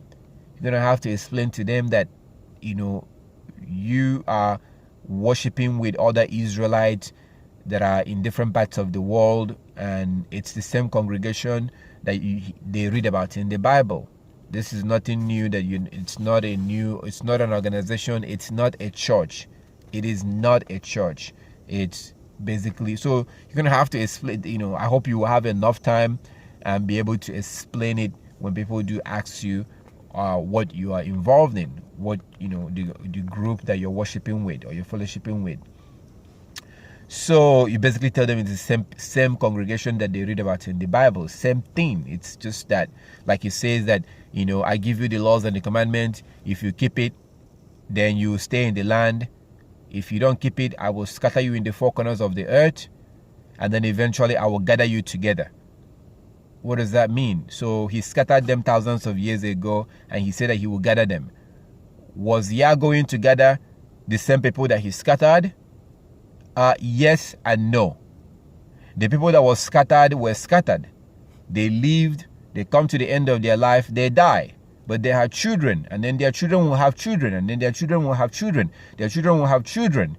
So even though those physical people that came out, or those people that were scattered, even though they died, but eventually the Most High will gather the Israelite from the four corners of the earth. Was that the same Israelite that left Jerusalem? No, it wasn't the same actual people. It was their children that he will gather now. Same thing you see when they came out of Egypt. Was it the same people that came out of Egypt that entered the promised land? Not necessarily. Only two people. Now, did the children of Israel not go into the promised land? They did. But not the physical people that came out.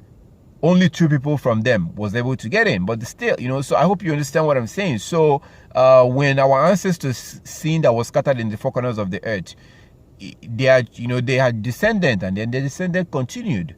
And, eventually the Messiah. So that's basically, you're going to have to explain it, well to those people, depending on why they are asking you, though. Sometimes people are asking you questions so they can trap you, so they can use what you say to then judge you and say that you're part of a cult. Sometimes it's not even worth explaining. You have to look at the motive, because typically when people ask you, what organization do you belong in? What church do you go to? They're asking you that question because they've seen your tassel, or they've seen your beard, or they've seen your veil, or they've seen something in you that is unusual. So in their mind, see, people are very deceptive, and you have to understand how the mind of people work. So in their mind, as soon as they see something that they consider to be strange on you, or that you're doing, the next question that will come is, what church do you go to? Now, if you're naive, you think that they have good intention. They don't. They've seen something strange on you. So now they're asking you the congregation that you go to, the church that you go to. So in that way, that's not a good thing. When they ask you that question, it's not a good thing. The reason why they're asking you that is so that they can, they will then be able to justify what they are thinking of you, because they think you're crazy. So they need more information to add into that their thought. Their thought is that they think you're crazy in whatever you're doing. The way you dress, the way what you're saying. So when they ask you, what congregation, what church do you go to? I hope that you're not thinking that they have good intention. They don't. And oftentimes it's not worth spending a minute answering that question, because they're just looking for stuff to use to condemn you. Like some of the people will ask you, who is your teacher? Who are you learning from? Or stuff like that. They have no good intention. They've already made up their mind by thinking that you are part of a cult. That's what they think, which is the same thing that people think of Yeshua. Isn't it what people thought of him, that he was deceiving people? That's what they thought. In John chapter 7, you see that they think that that Yeshua was going around deceiving people. So if they thought so of Yeshua, how much would they think of you? So oftentimes, don't you think that majority of the time when people ask you this question, they have no good intention, and you yourself will be naive and be answering those questions and thinking that, as soon as you answer it, you will clarify it to them. No, the more you talk, see, the more your lips are moving, the more they think you're crazy. The more you the more you tell them stuff, the more they even think that you're more crazy. Why do they think that way? Because all they know is just Christianity. All they know is the basic lie that they've been taught, that they don't have to keep the law. You go to church on Sunday or Saturday, that's it. That's all they know. So you talking about this thing, about something that you're supposed to wear in your clothes, and this thing you're supposed to put in your head, and this thing, like, they think you're crazy. So the point is, I'm not saying don't answer questions, but be careful. If your spirit alerts you and you notice that this person have no good intention, just try to limit the conversation. It's not worth the time. It's not going to get anywhere. But it depending on how they ask you. If somebody asks you a question and you clearly can discern and see that they have good intention, they truly want to know, they truly want to learn, then go ahead. But make it very clear from the beginning that you are following the Bible. It's very important to say that you're following the Bible, because that summarizes whatever they're going to see on you. You have to let them know that they're following you're following the Bible. You're living according to the Bible, that you're following the Bible. Okay? You have to put that out there in the beginning. Let them know that you're following the Bible. You're following, you're practicing what's in the Bible. So by saying that you may not know what you just said if you tell them that. When you meet someone and they, oftentimes, if you are following the Bible, people will automatically think that you're crazy. If you're not, the only time they won't think that you're not, the only time is if you're not. If you're wearing your tassel and you're doing the right thing and people will automatically think you're crazy. That's just the way it works. So by you then saying that if you go into a conversation and you make it very clear from the beginning, and you once in a while you throw it out, you begin to forge your conversation. Everything you say is around the fact that you're following the Bible. By you saying that, you may not know what you're saying, but I will tell you what you're saying. What you're doing is that, you see, they don't know the Bible. So what you're doing is that you are actually you're dismantling what they thought of you. You're literally within seconds as you speak, shooting down all those impressions that they have on you, because they think you're crazy initially. But when you begin to tell them that you're following the Bible and we're supposed to follow the Bible because Christ said so, that the things you're doing are the things written in the Bible and you're doing it because Christ said so, and you begin to quote places like Revelation 22:14 and begin to quote, when you're doing this, you're within seconds, you're dismantling that perception they have of you. So, and then you're putting them in a spot because they don't know the Bible, and they know that they don't know the Bible. So within seconds as you're talking, you're turning the whole thing around on them. By the time you're done, they end up being the fool, because they know that they don't know the Bible. And by you saying that you're following the Bible, that means that you know the Bible, and they don't. So you put them in a situation where they'll begin to be ashamed, because all of a sudden, that thing they saw hanging out in your clothes, you're doing it because the Bible said so. So if you're able to read their body language, you can now see them begin to, you can see the shame in their body language, because they don't have that thing that you're holding in your body. They're not wearing that thing in the veil in their head. They don't have their beard. So you're turning the whole thing around on them quickly. That's why you have to insist that you're following the Bible. So by you saying that you're following the Bible, that is explaining why you do what you do. That's what you're doing. You're explaining. So you don't have to literally point out everything on you and tell them, okay, I have my beard because Leviticus 19:27 said so. I'm wearing my veil because, because 1 Corinthians chapter 11 said so. I'm doing this because this. No, you don't have to go and, explain everything you're doing one by one. By you constantly, and I'm talking about when you're dealing with people. When you're dealing with people for the first time, be it family members, friends, whoever, by you constantly, as soon as you begin to talk to them, when they ask you a question, everything you say have to rest on the fact that you're keeping the Bible. And as you talk, try to throw in there that they have to be doing it so, because Christ said so. So you will psychologically disable them. Psychologically, you will disable them. And what you will most likely hear by the time you're finished talking, by the time you're done talking, what you will most likely hear is, oh, wow, oh, that's what they will say. But it rests on, you have to stick to the fact that you're following the Bible. So by you sticking to that, and not only that are you following the Bible, because they've been taught that we don't have to follow the Bible. That's why you have to keep telling them that Yeshua said that those who will be allowed into the kingdom of heaven are those that follow the laws in the Bible.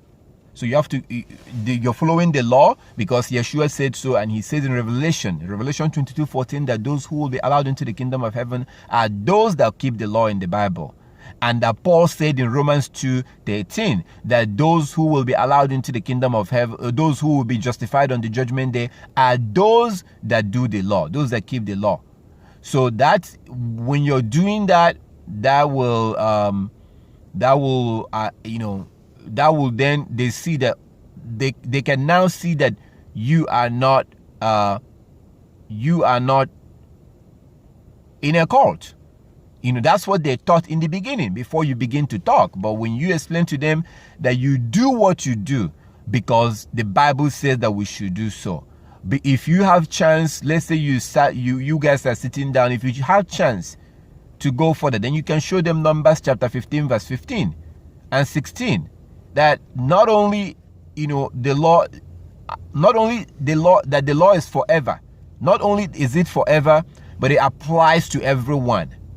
Everyone, white people, black people, Indian people, Chinese people, it applies to everyone forever.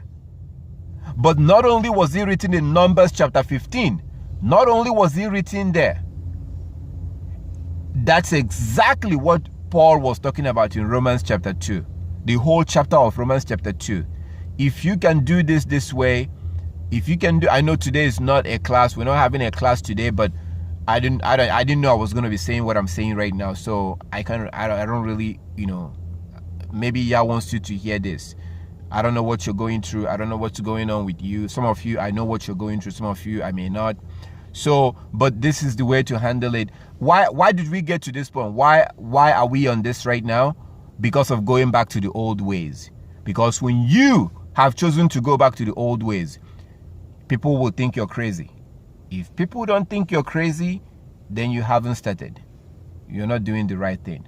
But when you then explain it like the way you just had right now, when you explain it this way, then they end up being humiliated. Because they're not going to say it. They won't say that they're humiliated. But if you're good, and I give you all the glory, I'm good in reading people's body language. Even before they talk, I can read. When I'm talking to people, I can see their body language. I can tell what they're thinking in their mind through their body. I can tell if they want to hear that, if they want me to stop talking already, I can tell if they're interested or not interested, if they want to hear more or if they don't want to hear more, if they are convicted or if they're not convicted. I can tell, and I hope that Yah will also give you the same spirit to be able to discern stuff like that. So that's why sometimes people come in here. I know that I know what's going on, but I don't say anything because I don't have to. I don't have to. I'm not scared. I don't have low self-esteem. I'm not scared of anything because my confidence comes from the Bible. So I'm not scared of what anybody is going to bring on or bring about or whatever. I'm not scared. If I have a different motive, then I'll have low scale. I'll be insecure. I'm wanna be like, oh no, you can't join us. No, you can't join us. Oh no. I don't care, because if you have good intention, it will show. If you have bad intention, it will eventually show. It's just a matter of time. So, but this is when you do choose to go back to the old ways, like your God wants you to, you are going to be, encountering certain things, and you'll be getting questions. Some questions are not worth answering, especially when it's coming from those who don't care. If you notice that they don't care, oftentimes they're asking you those questions, like a sister told me that her sister was asking her, who was she learning from? The reason why her sister was asking her that question was because her sister is thinking that she is deceived, because her sister believed that we don't have to keep the law. So when someone believes that we don't have to keep the law, but you are now keeping the law, of course, whoever is talking to you wants to know who you're learning from, because then they will turn around and tell you that that person is deceiving you. That's what it's all about. That's why they ask that question, not because they care about who you're learning from. So you don't want to. It's unnecessary. It's absolutely unnecessary to bring that up. It's not necessary to discuss that. You don't have to discuss that. That's why I told you in the beginning, when they ask you these questions, you may think that they have good intentions. They don't. You want to stick to the law. When they are trying to find out the church you go to, try to stick to the law. Tell them that it's not necessary. It's not important. And I mean it, seriously, because it's not. I'm just saying, I'm saying that it's not necessary. So tell them that it's not necessary. See, they're not asking you about the Sabbath. They're not asking you about the laws. If they're being honest, they will ask you about the laws. But they're asking you questions like, who are you learning from? What church do you go to? They're asking you those questions because they are hungry. They are hungry of something. They think you're crazy. There's a perception that they have of you. So they are hungry of some details to validate what they were thinking of you. That's why they want to know who is teaching you, what church you go to, so that they can add that information on what they already thought about you to justify, okay, I thought she was crazy. I thought he was crazy. Now it makes sense because of who they're listening to. That's why you have to avoid completely when somebody asks you, what church do you go to? If somebody have already asked you about the Sabbath and about the other laws, and they are interested and they are learning, and then they ask you, the congregation, oh yeah, sure, you can introduce them, you can, but if they start out, as soon as they see you, as soon as they see that you're keeping the law, they begin to ask you, who is your teacher, who is your, they don't have good intention. That's not the first question an honest person will ask. An honest person will be asking you about the law. That is what they want to know. So, but oftentimes you yourself may think that they have good intention and you begin to talk. Don't talk. Stick to the law. Tell them that it's not necessary. The church you go to is not necessary. Who teaches you is not necessary. Stick to the law. That's why I said you want to keep telling them you're following the law. You're following the law in the Bible, because as soon as you say that, you have to give the reason. You don't just say that you're following the law. You have to give the reason. You're following the law because Christ said so. Revelation 22:14, Matthew 9:13, Matthew chapter 7 verse 21 to 23, when he says that when he comes back, not everybody that says Lord, Lord will be allowed into the kingdom of heaven, but those that do the will of the Father. And when he comes back, people will come and say that they did this, they did that, and he will say to them, get away from me, you who practice lawlessness. So you have to immediately say that you're keeping the law, but you have to also give the reason. If you don't give the reason why you're keeping the law, because they believe that they don't have to keep the law. That's what they've been taught, and they want to believe that. They want to believe that because they want to reserve the right to eat whatever they want to eat. They want to reserve the right to quote unquote date whoever they want, have sex with whoever they want. They want to reserve this right. So they want to believe that we are under grace, and that being under grace means that whatever we do now, Jesus have died, and all we need to do is just pray and he will forgive us. That's what they want to believe. So you are contradicting that. So when you say that you are keeping the law, they don't believe that. So you have to now give them the reason. And by you mentioning Yeshua and quoting these places and saying that 1 John chapter 2, verse 3 to verse 6, say that the only way you are going to know God is by keeping his commandment. And anybody that claims to know God but doesn't keep his commandment is a liar. By you immediately quoting these places and trying to get them to understand that the Bible did say stuff like this, and that these are the reasons why you do what you do, by you doing that, you will disable them psychologically. You will disable them. And that's why by the time you're done, what you will hear is, oh, wow. You will most likely hear that. 1 John chapter 2, verse 3 to verse 6. 1 John 2, 3 to 6 says that the only way we're going to know that we know God is by keeping his commandment. Anybody that claims to know him but doesn't keep his commandment is a liar. So these are things that you're going to encounter when you decide to obey your God and go back to the old ways. Because when you go back to the old ways, you will no longer be doing the things that people the things that you used to do. By me simply going back to the old ways, I had a very close friend of mine. There was just no reason for us to talk anymore. He doesn't call me anymore, but he used to call a lot, and I didn't answer his phone. For many times he will call. Once in a while he will call, like maybe once every 2 weeks or every month or every other month he will call. I wasn't answering. He just kept calling. I stopped answering because it just came to a point there was no longer anything to discuss. There was nothing to discuss at that point, because when I started out, he knew. When the Sabbath were coming up, he knew, he's like, because we talked every day before that. We talked every day. So obviously we talk every day, and sometimes we stay on the phone for like hours.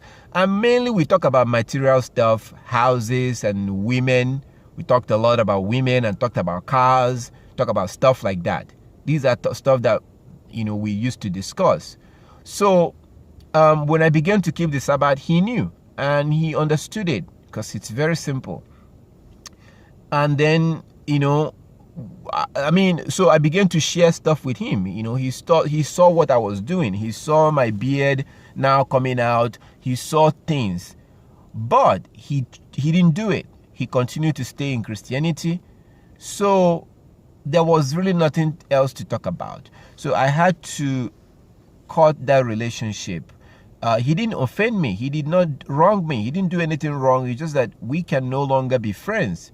It's just no longer, what are we going to talk about? Talk about, cars and women and houses and stuff like that. Those kind of things are no longer my priority right now. The Bible says, says to talk about the Torah day and night. Talk about it all the time. So I want to talk and hang out with those that want to keep the law, and because when I do that, my presence with them strengthens them. Their presence with me strengthens me, because I've seen that what matters right now is keeping the law. I have seen what's happening to the world, and I know that the only way to escape the things that the world is going to go through is by keeping the law.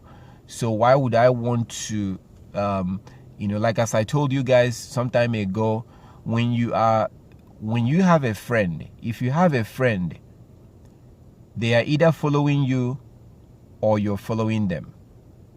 If you have this is something that I experienced from my own, from my experience, my personal experience.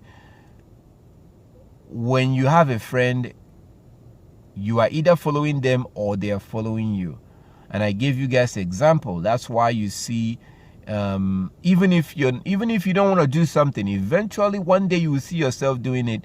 Because if you have a close friend and they go to club every weekend, eventually, even if you yourself, you're not a club person, one weekend you find yourself bored and just sitting there and your friend is getting ready to go, you'll be like, oh, well, okay.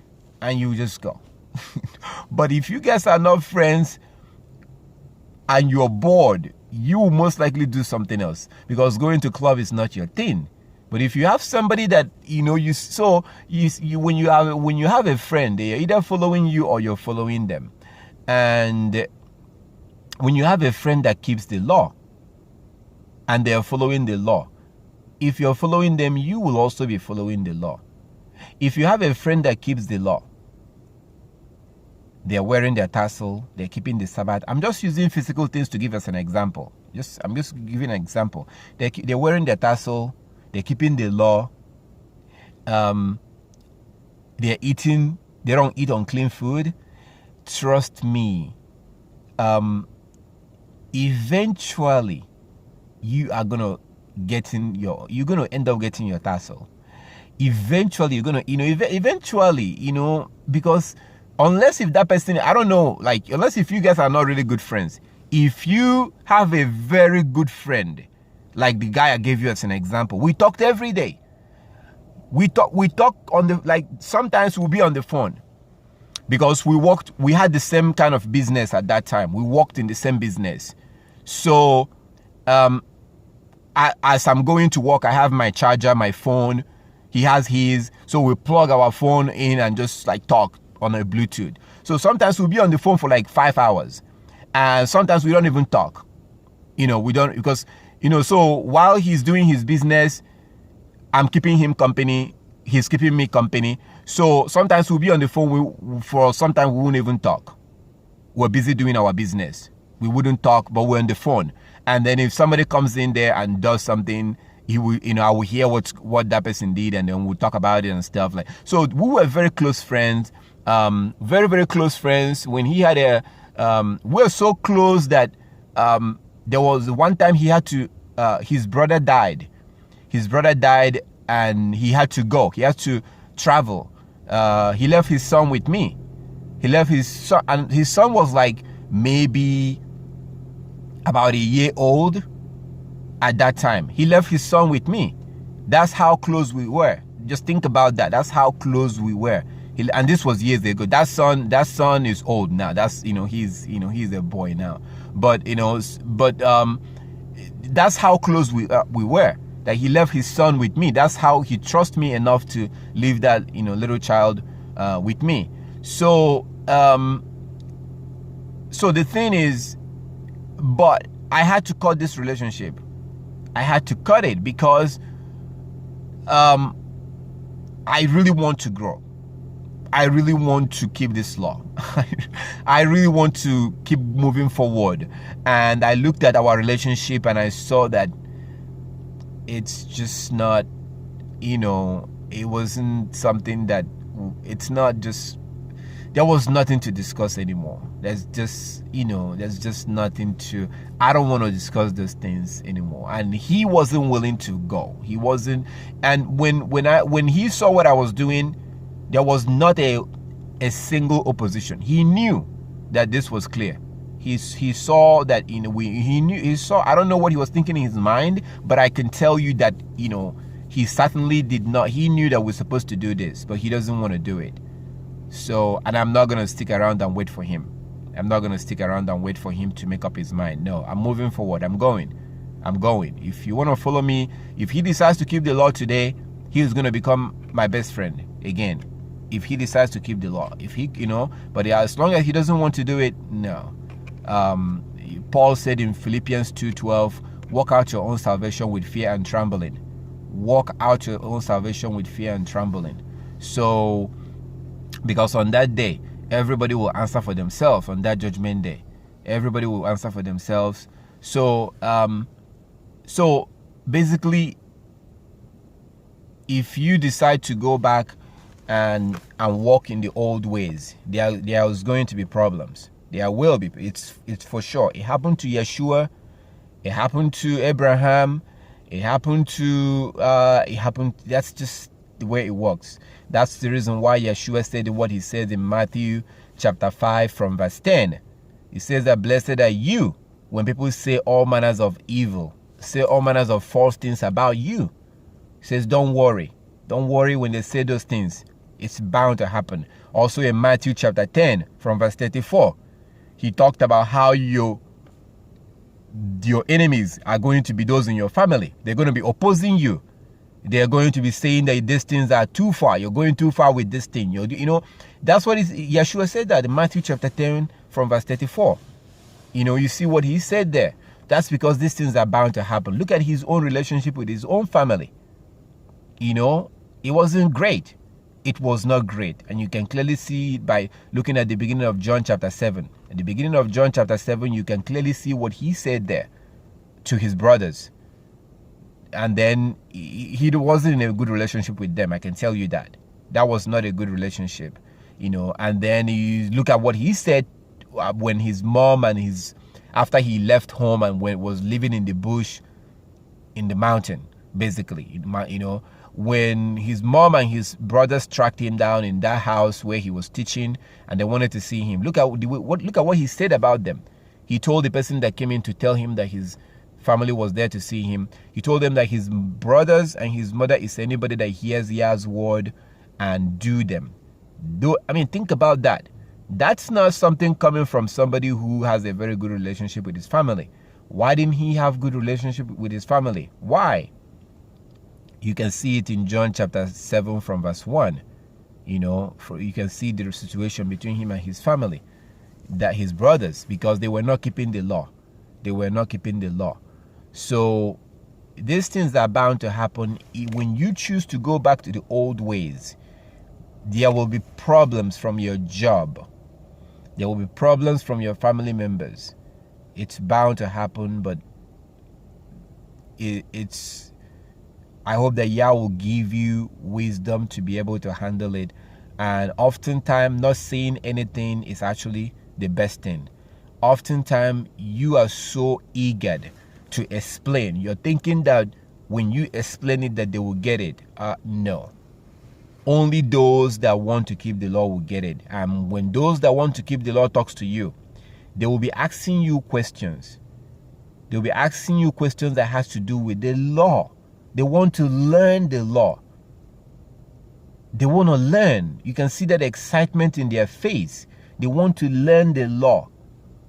They're not interested about the church you go to and who teaches you and things like that. They're not going to be asking you that initially.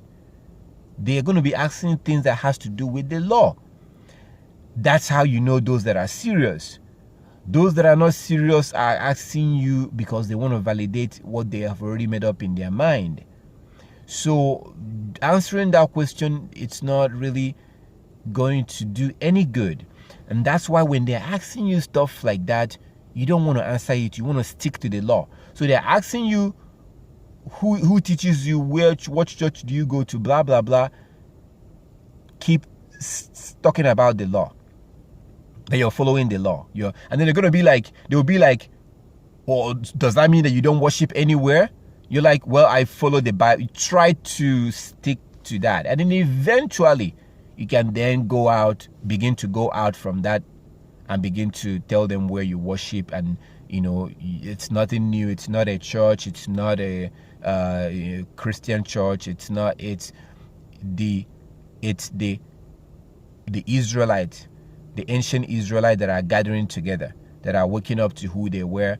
They broke God's law, and they were scattered in the four corners of the earth, and then now they are gathering together again. God is gathering them together again. That's the congregation, the same congregation that they read in the Bible, that they are now waking up, they are gathering together again. That's the congregation that you belong in, and you follow the Bible 100%. You have to keep sticking to that. You have to keep repeating it over and over.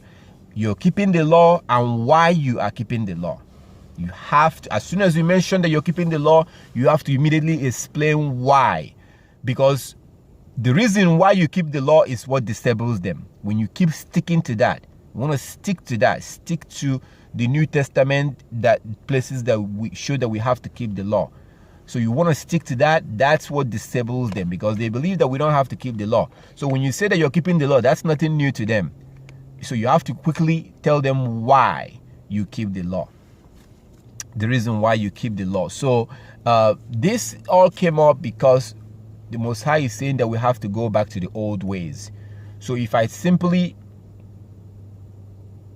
simply look at that, but we don't look at the consequences that happens, then that's not enough. So we've seen the things that can happen, and you've also seen how to handle it when it does come up.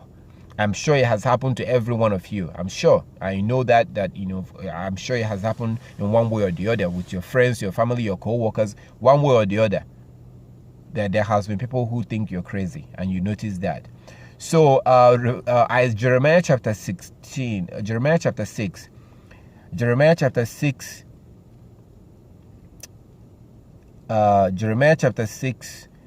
and we continue from, it says, basically chapter 6 from verse 16. Thou says, yeah, stand in the ways and see, and ask for the old path where good way is, and walk in it. Then you will find rest for your souls. But they say, we will not walk in it. Verse 17, Jeremiah 6:17. Also I set watchmen over you, saying, listen to the sound of the trumpet. But they said, we will not listen. Verse 18, therefore hear you nations, and know, O congregation. This is not just for the Israelites, for everyone, for the other nations and for the congregation. That's what it's saying here in Jeremiah chapter 6 verse 18. Therefore hear you nations, and know, O congregation, what is among them. So this is, again, this lines up with Numbers chapter 15 verse 15 and verse 16. It's the same thing. The law is given to the Israelites and to the rest of the nations. Everyone must keep the law. Everybody. That's why you see, is it a coincidence that the Most High start talking about going back to the old ways? He talks about how people are not interested in going back to the old ways. And then in verse 18, he says, therefore hear, you nations, and know, O congregation, because that everybody, both the Israelites and the Gentiles, are required to go back to the old ways. So when he begins to talk about the consequences of not going back to the old ways, about the consequences of being a stiff neck and refusing to keep the law, when he begins to talk about it, he doesn't only address the Israelites. He says in verse 18, Jeremiah chapter 6 verse 18, therefore hear, you nations, and know, O congregation, what is among them. Verse 19, hear, O earth, behold, I will certainly bring calamity on these people. Go back to the old ways. Go back to the old ways. People said no. Yah says, okay, hear this. I will bring calamity. I will certainly bring calamity on these people. Verse 19, Jeremiah chapter 6 verse 19. Hear, O earth, behold, I will certainly bring calamity on these people, the fruit of their thoughts, because they have not heeded my words. Because they have not heeded my words, nor my law, but rejected it. So that is the old way that God is talking about. His law, his words and his law, which you find in the book of Leviticus, the book of Deuteronomy, the book of Numbers, the book of Exodus. These are the places we find his laws. That's what he said. So that's what he called the old ways, the laws, his words. And then people were like, no, we're not going back to the old ways. And then he says, okay, now hear this. I will bring calamity upon these people. Since you guys chose to be stiff-necked, I will bring calamity.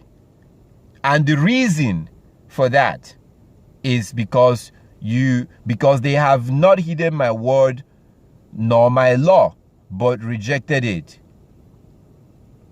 Verse 20, for what purpose to me comes frankincense from Sheba? From what purpose to me comes frankincense from Sheba? And sweet cane from a far country. Your burnt offerings are not acceptable, nor your sacrifice sweet to me. So, because people bring all these sacrifices, countries are known for certain things. Lebanon is known for timber, stuff like that. That's what Lebanon is known for, and some other things that they are known for. This country here, Sheba, is known for good frankincense. It's not that you can't find it in other places. It's not that you can't find it in Israel, but there are certain land that Yah made certain things to grow and do very well. You're familiar with that even till today. There are certain land that produce certain crops very well.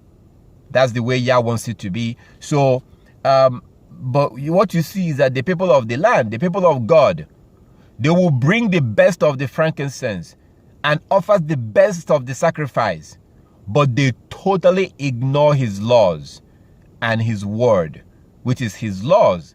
They ignore it and thinking that they can, have good relationship with God by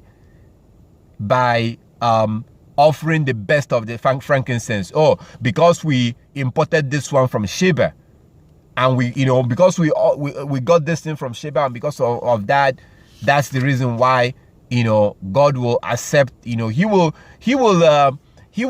forgive us, and he will look at us in a good way because we're offering all these things to him. Isn't that what we see today with Christianity? By simply going to church, having a bumper sticker in your car that say I love Jesus, or having a cross hanging in your car, or having some bumper sticker or some something in your front of your house, or there are things that people do today, and they think that by doing those things, or simply saying that I believe in God, for some reason that makes you that buys you a good relationship with God. That's what these people are doing also. Nothing has changed. Nothing has changed from that time till now. Actually, it has gotten worse now. It has gotten worse now. So these people think that offering good frankincense and offering all this sacrifice is a good way to have a good relationship with the Most High. But he's saying that no, it's by keeping his law. Jeremiah 6:21. Jeremiah 6:21. Therefore, thou says here, behold, I will lay stumbling blocks before these people, and the fathers and the sons together shall fall on them.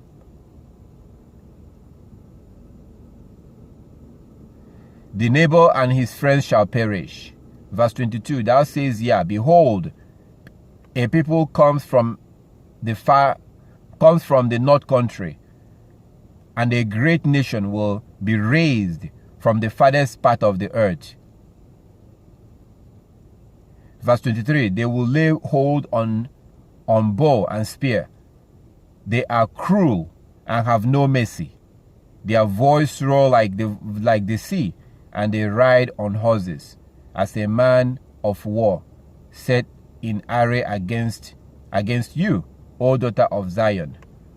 So that's pretty much how here we are. Like when people will talk and they say here we are.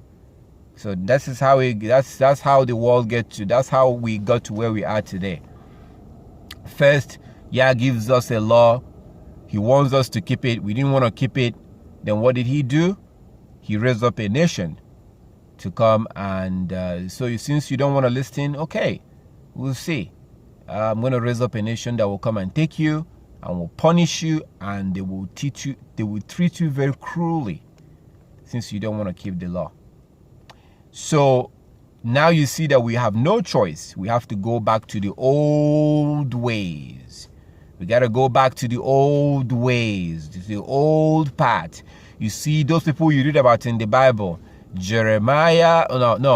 Abraham, Isaac, Jacob, all these men, Noah, these people, they were following the Bible.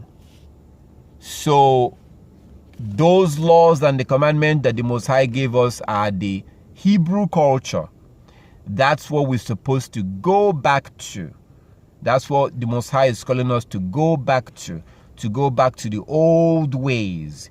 But the thing is that the most of the people in the world right now are no longer following the old ways. That's why when you wear your tassels, which by the way, Yeshua wore his tassels. Yeshua wore tassels. So when you wear a tassel today, most people around you will not know what that means. That's how far we've gone from the old ways. If you wore a tassel 700 years ago, 500 years ago, people will know what that means because they were familiar with the Bible. Today, people are no longer familiar with the Bible. They do have the Bible. You do see it in hotel rooms. You see it, people have it, but they don't know what it's talking about. So when you wear tassels, most people don't know what your tassel means. They don't know. They think it's cool. Some people will tell you, oh, well, that's nice. That thing in your clothes, that's nice.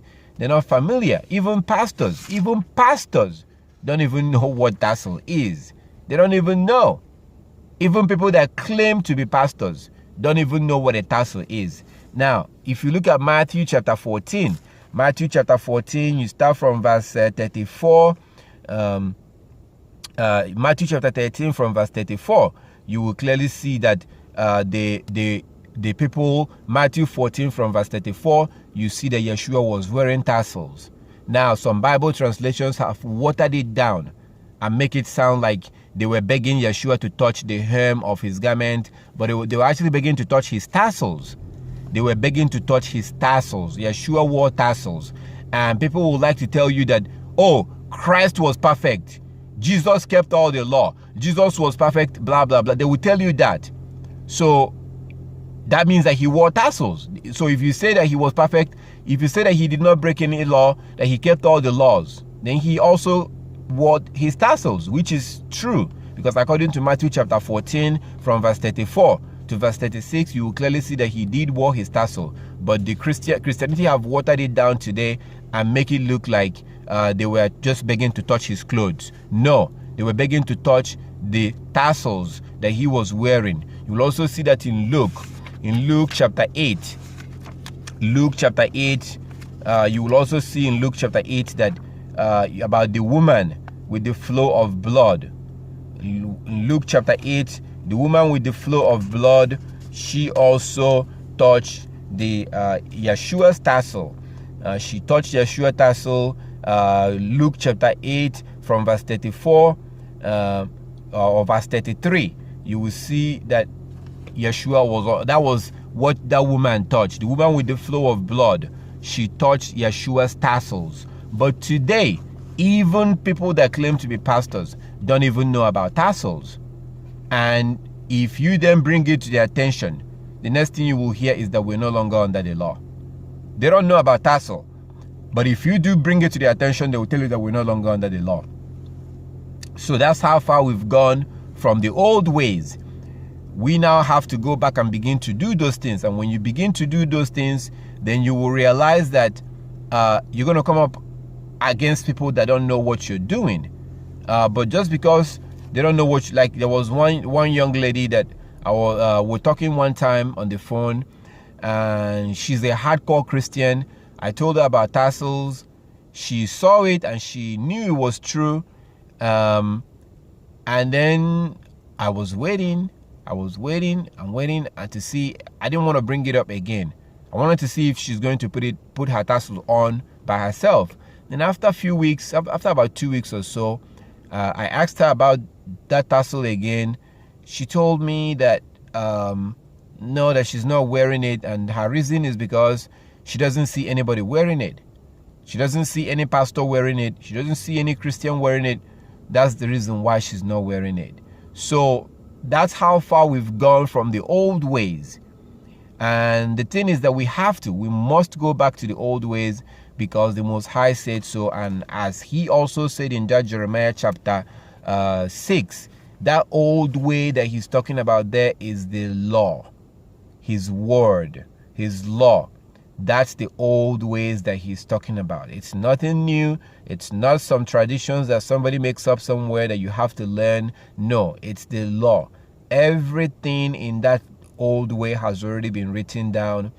That's all. That's when we say Hebrew culture, that's what we mean. When I say Hebrew culture, that's what I mean. The Hebrew culture is the biblical culture, the word of Yah. So that's what he's calling us to go back to, because if you don't go back to the old ways, you will not be allowed into the kingdom of heaven.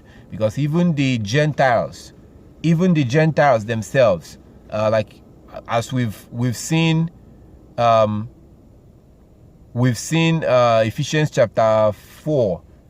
Ephesians chapter 4, you see what Paul told the Gentiles. So think about this. Even the Gentiles, even if the Gentiles are required that they must follow the Hebrew culture. Now, imagine us.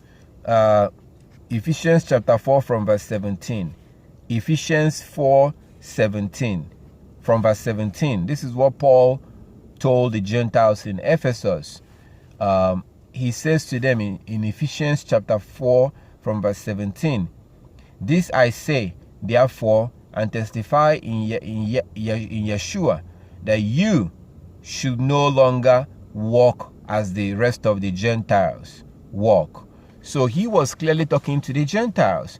Remember that there's a difference between Gentiles and the Hebrews. Today, unfortunately, there's a lot of our brothers out there that will tell you that when the Bible is talking about the Gentiles, that the Bible was talking to, that the Bible was referring to the Hebrews who were scattered in other places. That's not true. That is not true. So they're trying to give you the impression that the Gentiles, are actually Hebrews who are scattered in other places, who no longer knew who they were. No. The reason why they're doing that is because they're trying to justify a doctrine. They have a doctrine of not accepting other nations into their camps. Actually, not all other nations. They do accept other nations, but they just have a thing against white people, because they will gladly accept the Mexicans and say that Mexicans are Hebrews. They will gladly do that, but which they are not, by the way. But that's for another time. They are not, but they will gladly do this, basically to boost up numbers. And you see that the Mexicans don't give a damn. They don't care, because they are who they are. They are the Gentiles. They are heathen, and they love their statues of Virgin Mary. They love their idols. The Latin American, they are hardcore Catholics. So that doctrine that the Mexicans, the Latinos are Hebrews, it's not really working out. It was a doctrine that was started to boost up membership, but it's not working out. And the people that may possibly be able to join them, which is the white people, they decided to exclude them by because if a white person keeps the law, you can't kick him out. That's a sin. If a white person begins to keep Yah's law, you are commanded to treat them like you treat yourself. If they get circumcised, grow their beard, keep the law, keep the Sabbath, they are just like a Hebrew, according to Yah. So who the hell am I? Who am I to discriminate against that person if they are keeping the law? If they are not, then yes, I can discriminate. I just gave you example with a very good friend of mine that I had to I had to stop talking to. I had to cut myself away from him. If I could do that to a Hebrew, you better bet that I would do that to a Gentile. So this Hebrew, just because he knew about the law and did not want to keep the law, and after some time I had to disassociate myself from him. Just think about that. So if I can do that to a Hebrew, if I can stay away from a Hebrew that was a very good friend of mine, if I can stay away from him, what do you think I would do to a Gentile? So if a Gentile begins to keep the law, we were commanded, we don't have a choice. We must treat them just like ourselves. But they have to be keeping the law. If they're not keeping the law, then I can't have anything to do with them. Like you see in, like I gave you an example. If I could do such a thing to a Hebrew, imagine what I would do to a Gentile. So if a Gentile decides to keep the law, then we can't discriminate. But that's not what we see today. That is not what we see from our brethren.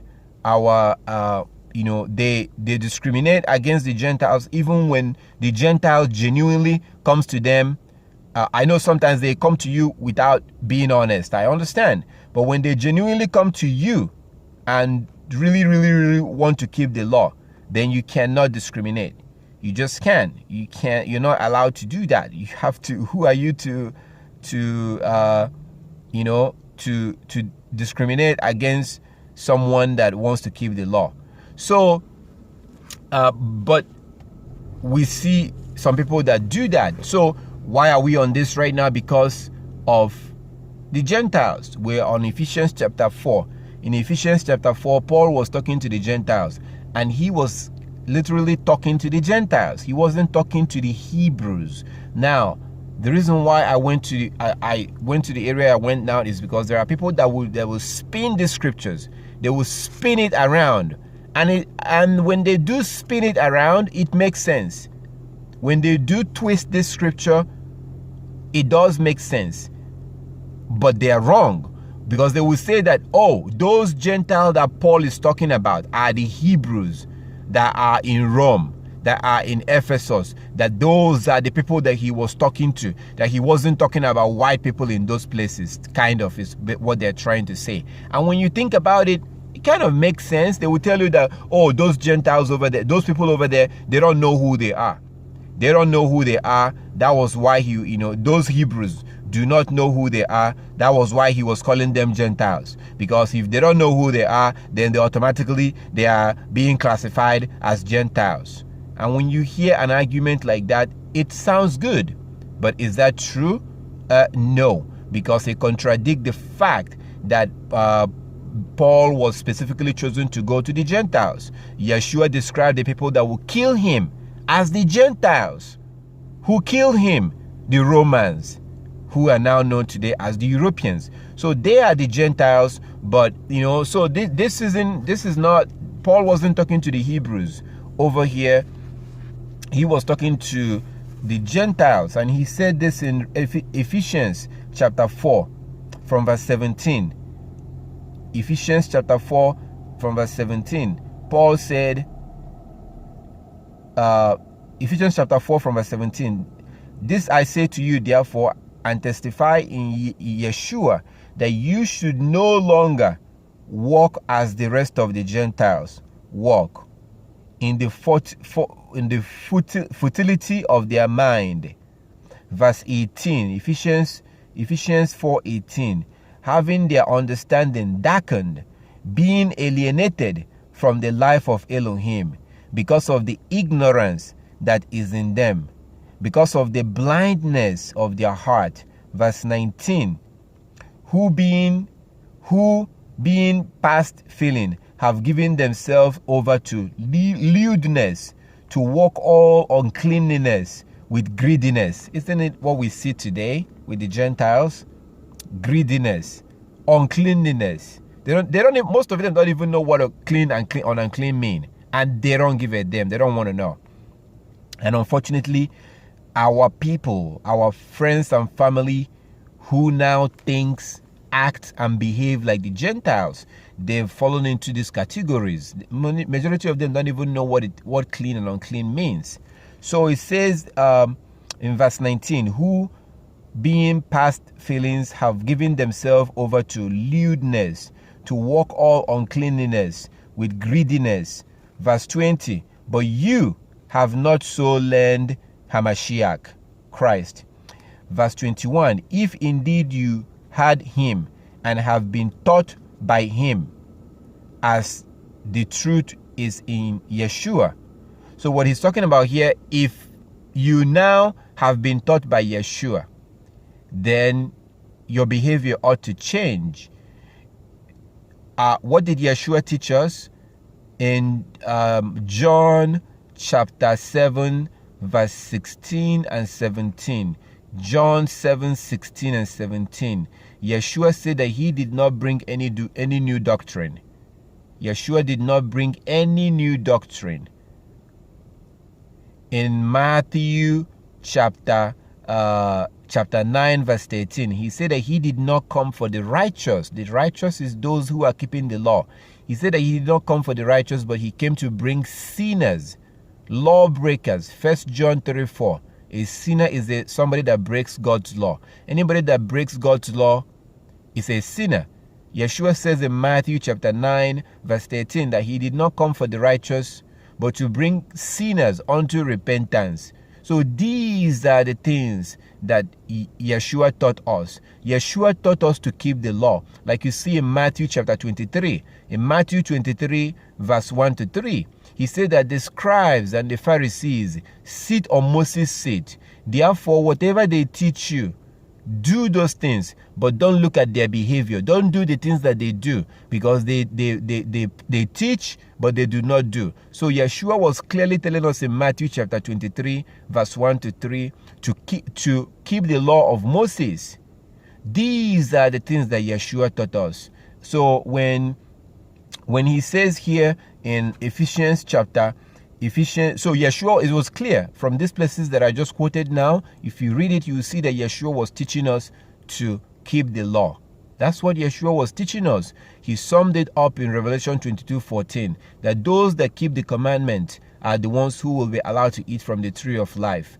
These are things that Yeshua have taught us. So if we go back to Ephesians chapter 4, in Ephesians chapter 4, Paul said to the Ephesians chapter 4, verse 20, he says to the Gentiles, but you have not so learned Hamashiach, Christ.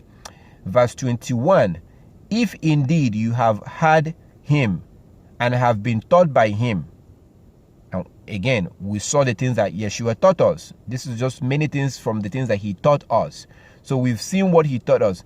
Verse 21, if indeed you had him and have been taught by him, as the truth is in Yeshua. Verse 22, that you put off concerning your former conduct the old man which grows corrupt according to the deceitful lust.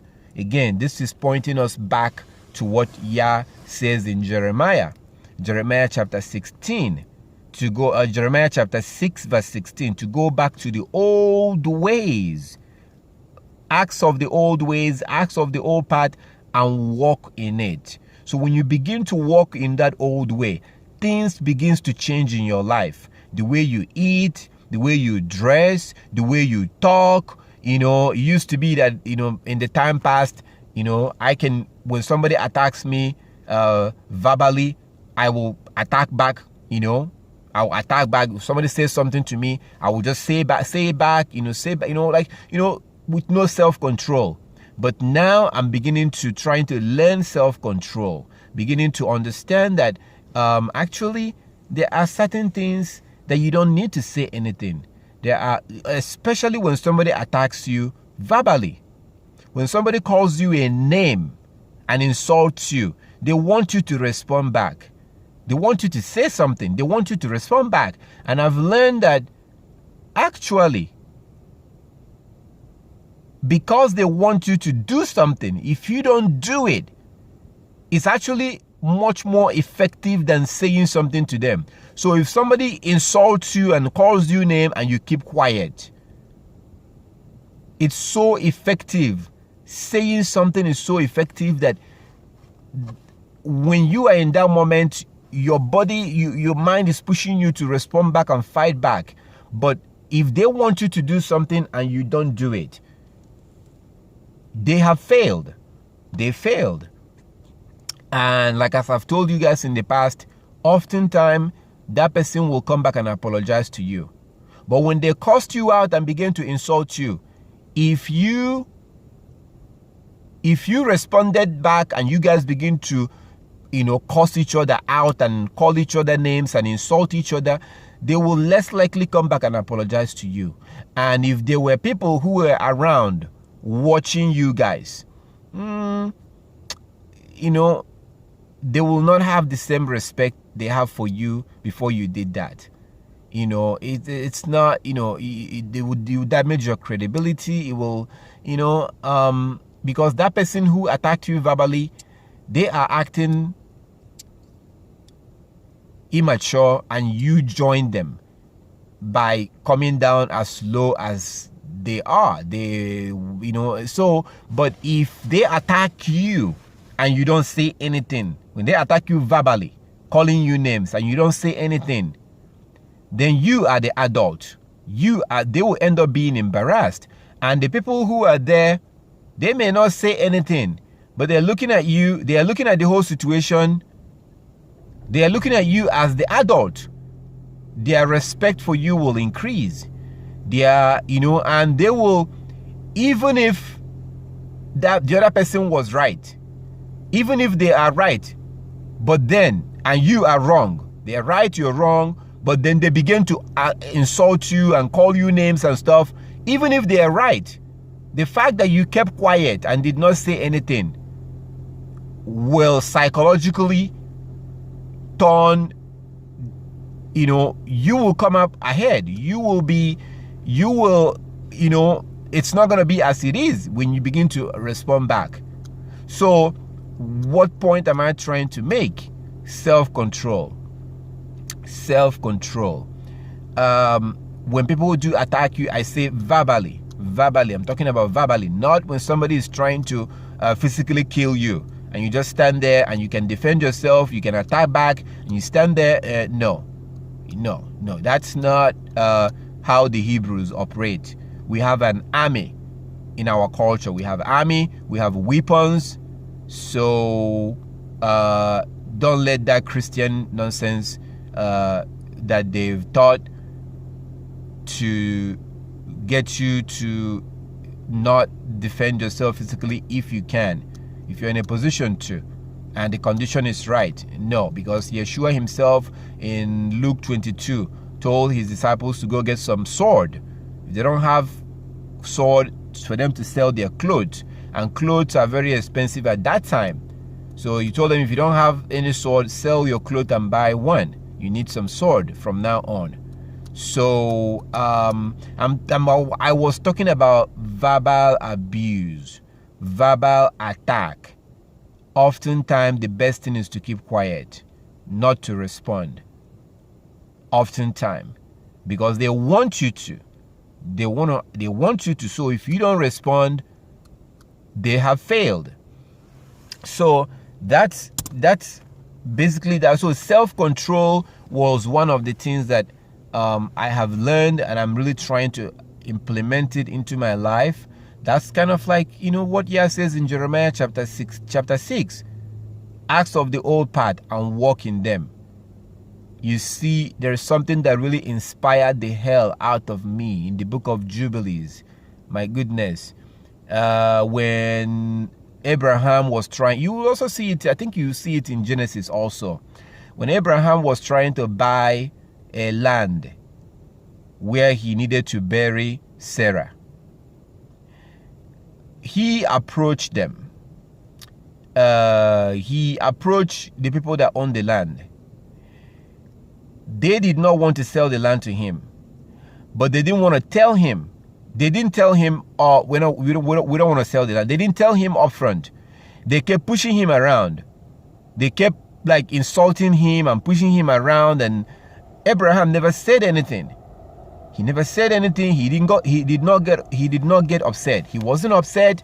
All the stuff that they were saying to him, all the insults, all this stuff, he never got angry. And it came to a point that they were so humiliated by the way he was treating them, by being quiet, by treating them respectful. He never got upset, even though they were making him to get upset, saying stuff and making statements. And these are elders. These are not like young people. These are elders that was treating him this way. So he just kept quiet. So it came to a point that they were like, you know what, just take the land. Just take the land. And he's like, no, I'm not going to take the land. I'm going to pay you for the land. I want to pay you for the land. And he paid them. They insisted. They told him, take it for free. Because why did they say take it for free? Because they felt so humiliated. They were able to discover their behavior. They were able to discover that they were, if I may say, they were acting like bunch of behind. So, but if he became angry, if he got upset and be like, started yelling at them, if you guys don't want to sell the land, why don't you just tell me, blah, blah, blah, blah, blah. If he acted that way, they wouldn't have seen their bad behavior. But because he was so calm, and so because he acted that way, they were able to see the way they were acting, and they felt so humiliated that they ended up being like, just take the land. He said no. Now, when he eventually paid them for the land, he bowed down to them. He bowed, which is something in a Hebrew thing, he bowed to them. It's not that they are God or anything. It's just a sign of respect. A sign of respect. He bowed down to them and left. So when I took a lot from that, because we have a spiritual war that is going on. We also have psychological war that goes on. When you deal with people, there's something psychological that goes on. It's kind of like when somebody asks you, how are you doing today? Most of the time, they don't care. I'm talking about people in the world. Most of the time, they don't give a damn. Do you really think that they want to stand there and hear you tell them your problems? No. This is just a saying. It's just a talk. So there's a psychological war that goes on out there. And if you have wisdom, according to the Bible, you'll be able to navigate and win these wars. It happens on a daily basis. It happens when you deal with people. There's a psychological warfare that goes on. Like I explained to you, when somebody asks you certain questions, they're not asking you that question because they care. They're actually trying to get that information to use that information against you. That's a psychological thing right there. But the things that I also shared with you is a way for you to disable them psychologically, to render them, disable them. So they started out wanting to attack you. They started out doing all that. But if you play your card very well, by the time you finish talking, you will disable them. They will end up saying something like, oh, okay. Oh, or they'll be like, oh, wow. Because you've disabled them. So it's a psychological thing. When you're dealing with people, it's happening. It happens. And you need to be able to read people and be able to, when they say something, you should be, when people talk to me, I'm not only hearing your voice. I'm not only hearing your voice. Through your words, I can see your heart. I can see what you say. I can actually see when people speak to me. I try to listen carefully. I get a lot from your words. The way you're saying what you're saying, the way you are saying it, the way certain words are coming out. the way you, I can tell a lot by what you're thinking as you speak in real time, immediately. Not that I have to go think about what you say in order to figure out what you're thinking. No, as you speak, and I give you, I'm not saying it because I'm so smart. I'm just saying because I give you all the glory for that. So I can tell what people are thinking. And when people approach me, when people run into me in the store or whatever, and they say, oh, I like your beard, I can immediately tell whether they actually like my beard or not. I can actually tell. When people say, I like your clothes, I can tell whether they actually mean it, or not. And when they don't, I know that they don't. You know, I know. So so these are things that that when we begin to go back to the old ways, then our attitude must change. Now, once in a while, old you will show up, especially when somebody attacks you. Once in a while, old you want to step in to fight. See, you have to be able to suppress it. You have to suppress it, because old you, you know, your old you will want to, you know, fight back. I want to don't let that take over. Do not let it take over. You know, you have to always, that's one of the things that we now have to self-control. We have to have self-control. We must have self-control. That's part of the things that we did not have in the past that we now have to exercise now. There's a lot of stuff I would love to do right now, but I don't do it because now I'm beginning to have self-control. Sometimes I want to say something to someone. I can say it, but I choose not to say it. And when you have self-control, at the end of the day, you are the one that end up benefiting from that benefiting from that. So we have to exercise. That's what Paul is saying here in Ephesians chapter 4. Ephesians chapter 4, it says, Ephesians chapter 4 from verse 20, but you have not so learned Hamashiach, which is Christ. Verse 21, if indeed you have had him and have been taught by him, as the truth is in Yeshua. Verse 22, that you put off concerning your former conduct the old man which grows corrupt according to deceitful lust. Verse 23, Ephesians 4:23, and be renewed in the spirit of your mind. Verse 24, and that you put a new man which was created according to Elohim in true righteousness and holiness. In true righteousness and holiness. So we are now supposed to put on a whole new man, a whole new person, a whole new individual.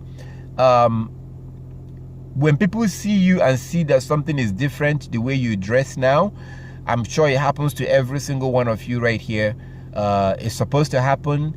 People will see that there's a difference the way you dress. I get that from people, but there should also be able to be difference in behavior. People should also be able to see that in behavior. So things that you would normally do in the past, you no longer do those things. So, and if people can't see this thing, if people don't condemn you or think you're crazy and stuff like that, then there's probably you're not doing it right. Because why do I say it this way? Because most of the time people are not interested in doing those things. So it's easy for them to see you when you're doing it and then tell you, no, you don't have to do that. So here you see Paul telling the Gentiles to go back to the old ways, which is the same thing that Yah is telling us in Jeremiah chapter 6 from verse 16. And he sums it up in verse 24, Ephesians chapter 4:24, and that you put on a new man which was created according to Elohim in true righteousness and holiness. Okay, first one is in true righteousness. What is righteousness?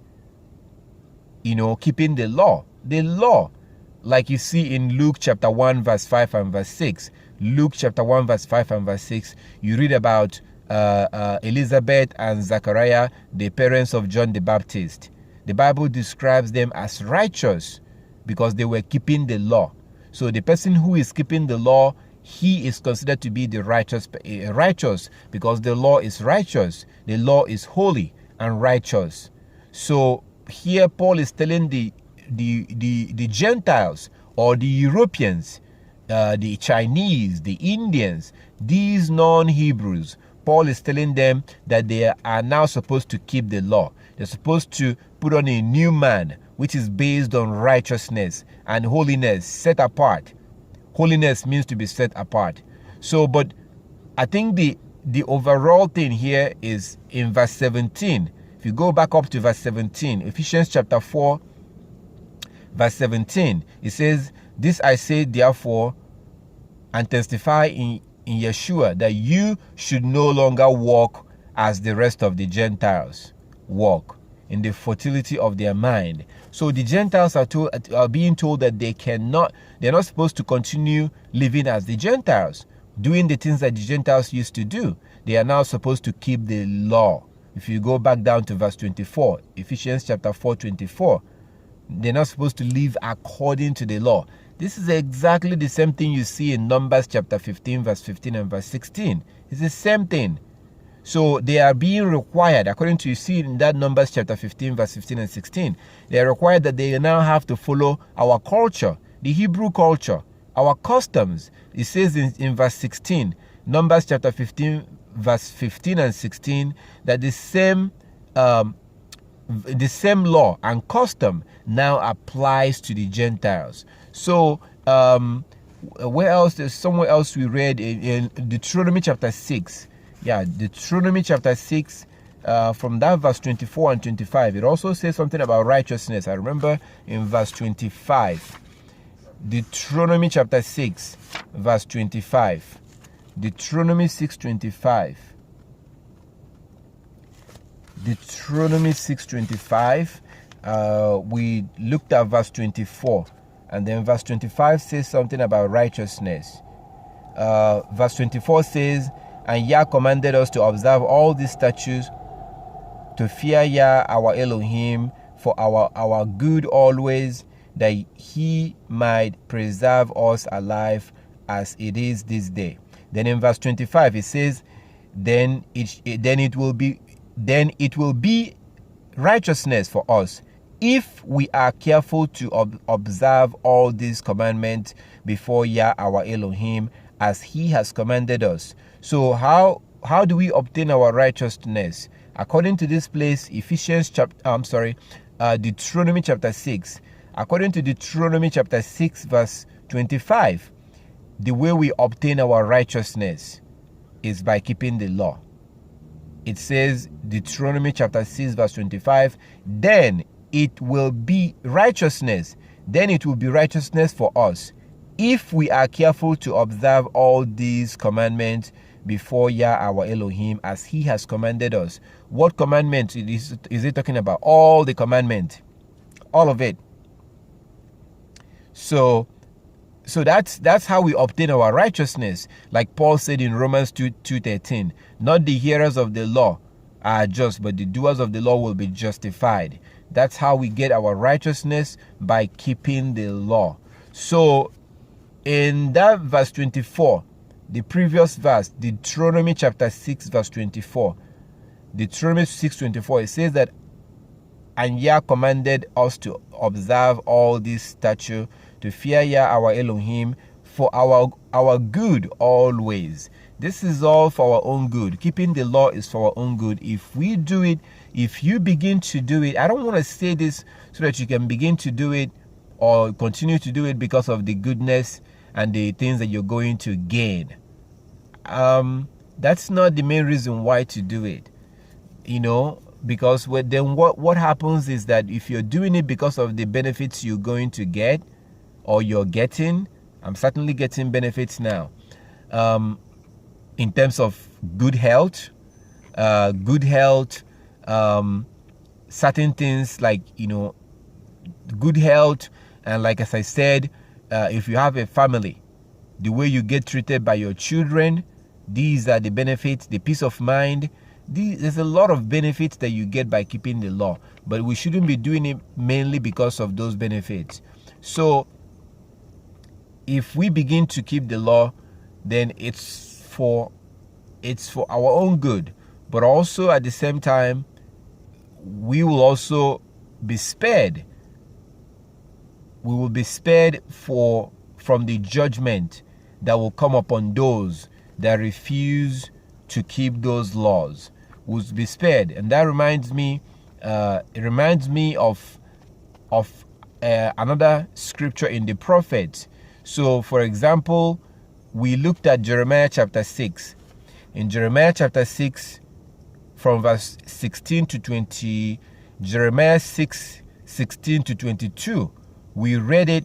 We read these places, and the Most High is telling us to go back to the old ways. It's very clear. He's telling us to go back to the old ways, and then we see that people don't want to go back to the old ways, and then he tells us the consequence. He talks about the consequence that will come upon those that refuse to go back to the old ways, and the old ways is his laws. So the Most High says, I will bring calamity upon these people. And like we saw in verse 18, Jeremiah chapter 6, 18, it says, therefore hear you nations, and know, O congregation. So he makes a threat that for those that refuse to go back to the old ways, which is the law, those people, he will bring calamity. But let's look at, which I think some of you already know, Isaiah chapter 24. Isaiah 24, you see clearly what that calamity is in Isaiah 24. Verse 1 to verse 6, you clearly see that calamity that the Most High is going to bring in the land. And he also tells us exactly the reason why he will bring up those calamity in the land. Isaiah 24, this is going to affect everyone. And by the time the Most High is done, Isaiah 24 verse 1 to 6, Isaiah 24 verse 1 to 6, it says, verse 1 to 6, from verse 6, or from verse 5, it says, Isaiah 24 verse 5, the earth is also defiled under its inhabitants, because they have transgressed the laws, changed the ordinance, broken the everlasting. Therefore, curse has devoured the earth, and those who dwell in it are desolate. Therefore, the inhabitants of the earth are burned, and few men are left. So this is Isaiah chapter 24. The reason why this is a prophecy, hasn't been fulfilled yet, because there's more than few men left in the world right now. But when this prophecy will come true, very few people will be left. And it did say something that the earth are burned. The earth are burned. It says the inhabitants of the earth are burned. You know, like when you set something on a fire and it gets burned. So when this judgment will begin any moment from now, by the time everything will be over, by the time this judgment will be over, very few people will be left. Those that are destroyed will be burned up with fire. And this is going to be a nuclear destruction, nuclear fire. We can see it in other places like Zechariah. You clearly see it in Zechariah, talking about how people are going to melt, how things are going to melt. It's the same, pretty much the same prophecy. It's going to be a nuclear destruction. But most importantly, the Most High tells us the reason in verse 5, Isaiah 24 verse 5. The earth is also defiled under its inhabitants, because they have transgressed the laws, changed the ordinance, broken the everlasting covenant. What is the everlasting covenant? Exodus 31 verse 12 to verse 18. Exodus 31, 12 to 18, the Most High tells us that the Sabbath is an everlasting covenant. The Sabbath is a sign of his covenant, and it's an everlasting. It's forever. Here Yah is saying that people have broken it and broken the laws. This is the reason why it's important to do these things, to keep the laws, to go back to the old ways, no matter the insult, no matter whatever people are going to do to you. We have to go back to the old ways. But like we studied today of the benefit, when Yah says in Leviticus chapter 19 verse 19 to keep his statutes, oftentimes people think it's a burden, but there's benefits in keeping the law. And that's pretty much kind of what we've looked at, because part of that benefit in keeping the law is that when his judgment begins, you will be protected.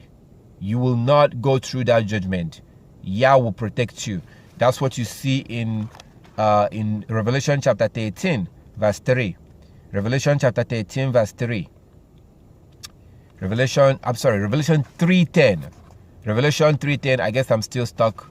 Revelation 13 is still in my mind from the last time about Mark of the Beast. But Revelation 3:10. Revelation 3:10. Revelation 3:10. Yeshua said, "Because you have kept my command to persevere, I also will keep you from the hour of trial, which shall come upon the whole world, to test those who dwell on earth." So a time is coming, and why would he have to keep you? Why would he have to keep you away? He will keep you away so that you don't have to go through it. You see something similar in Malachi chapter 4. I mean, we can go on and on and on. Malachi chapter 3. At the end of Malachi chapter 3, you see Yah saying similar thing. At the end of Malachi chapter 3, you see him saying the same thing about those that keep the law, those that want to keep the law and those that don't want to keep the law. Malachi chapter 3 from verse 16, it says, "Then those who fear Yah spoke to one another, and Yah listened and heard them. So a book of remembrance," Malachi chapter 3:16. "So a book of remembrance was written before him for those who fear Yah and meditate on his name." Verse 17, "They shall be mine, says Yah of hosts, on the day that I make them my jewelry. I will spare them, as a man spares his own son who serves him." Verse 18, "Then you shall again discern between righteous and the wicked, between one who serves Elohim and one who does not serve him." So a day is coming when Yah will, like he said, like Yeshua said in Revelation 3:10, like Yah himself said here, when that day comes, which by the way you see from chapter 4, Malachi chapter 4, Malachi chapter 4, "For behold, the day is coming, burning like an oven, and all the proud, yes, all who do wickedly, will be stubble, and the day which is coming shall burn them up, says Yah of hosts, that will leave them neither root nor branch." Verse 2, Malachi chapter 4 verse 2, "But to you who fear my name, the Son of Righteousness shall arise with healing in his wings, and you shall go out and grow fat like stall-fed calves." Verse 3, Malachi chapter 4 verse 3, "You shall trample the wicked, for they shall be ashes." These things are burning like a fire, burning, it starts out.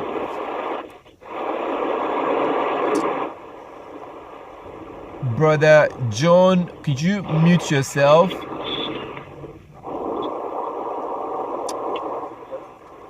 Brother Jonathan, can you please mute yourself? There's a lot of noise coming from you.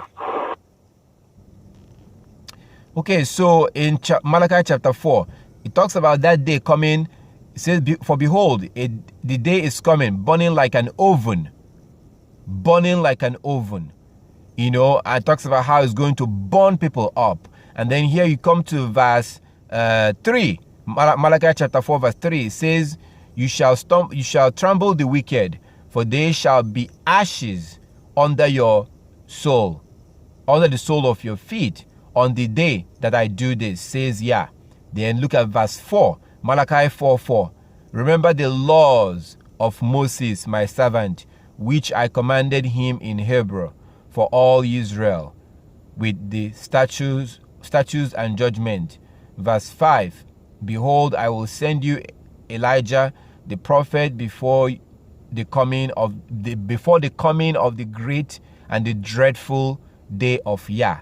The coming and the day of the dreadful. You know what dreadful means? It's not going to be pretty. You keep seeing the word like ashes, burning like oven, burning people up.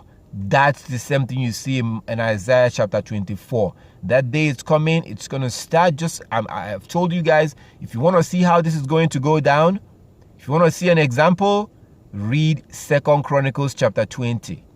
2 Chronicles chapter 20. Read the whole chapter. You're going to see how Yah put confusion between nations and they began to fight amongst each other. By the time they finished fighting, they completely destroyed each other. They literally destroyed each other. Not one soldier was standing among them. They all killed each other. They were coming up against the Hebrews. They were coming up against the Israelites. They were coming up against the Israelites, and the Yah's people ran to Yah and pleaded with Yah, and Yah told them not to worry, and then Yah made these other nations to begin to fight amongst each other. By the time they finished fighting each other, they all killed each other. How can they kill each other? How is that possible? Well, they're fighting with swords. So they began to slaughter each other. Yah put a confusion within them. So Yah put a confusion between them. They began to fight amongst each other. By the time they were done, they were all dead. The Most High, as you know, does not change. And he likes to repeat things. Like he said, I will send you into Egypt again in ships. Yah likes to repeat things. So that's why I also tell you guys to watch out for the Iranians. You've seen the Bible prophecy. You saw what happened to the ancient Babylon. How Yah used the Iranians to do that. And then you see the modern day Babylon. So the Most High does not change. And oftentimes things are repeated in the Bible. So that's why you have to watch out about the Iranians. Don't forget about the North Koreans. We want to watch the Iranians. Because Yah have used them in the past. So, and he's going to put confusion within people, and they begin to fight each other. And so when you're looking at ashes, burning, fire, like Isaiah 66:16, by fire and by sword, Yah will plead with all flesh. And it says that the slain of Yah will be many. So this is going to start any moment from now. But the thing is, like he says in Malachi chapter 3, those that he's going to spare, the people that he will spare and protect. You see this in Malachi chapter 3 from verse 16, and also in Revelation chapter 3 verse 10. The people that he will spare are those that keep his commandment. That's why he says in Malachi chapter 4 verse 4, remember the laws of Moses, my servant. If the law of Moses is not relevant, why would he be talking about something that will happen in the future, something that clearly has not happened? Why will he be talking about it and then referring to those that fear him, and then he tells them to remember the law of Moses? Think about that. So that's because it's relevant.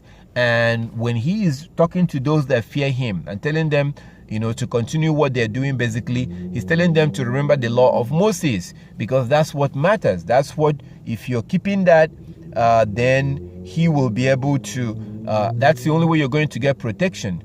That's the only way for us to get protection. So, and everything we've looked at, these are the benefits of keeping the law. The benefit of keeping the law. So when we go back to Leviticus chapter 19, verse 19, and Yah talks about keeping the law, there's a reason why for that. Those who are wise should keep it, whether you understand it or not, whether it makes sense or not. It doesn't have to make sense before you start doing it. As long as it's written, do it. As long as it's written down in the Bible, do it. Don't wait and try to find out. Like sometimes people will say, I want to find, I want to study it. I want to pray about it. I want to pray about it. Once I hear that, I know that person is not serious. Like as I told you guys, when people speak, it tells me a lot. I can tell what's in your mind as you speak in real time. Every word that you use, every word. The only time I will not be able to know you is if you don't open your mouth. As you speak, I can tell. So the things that people say tells me something about them.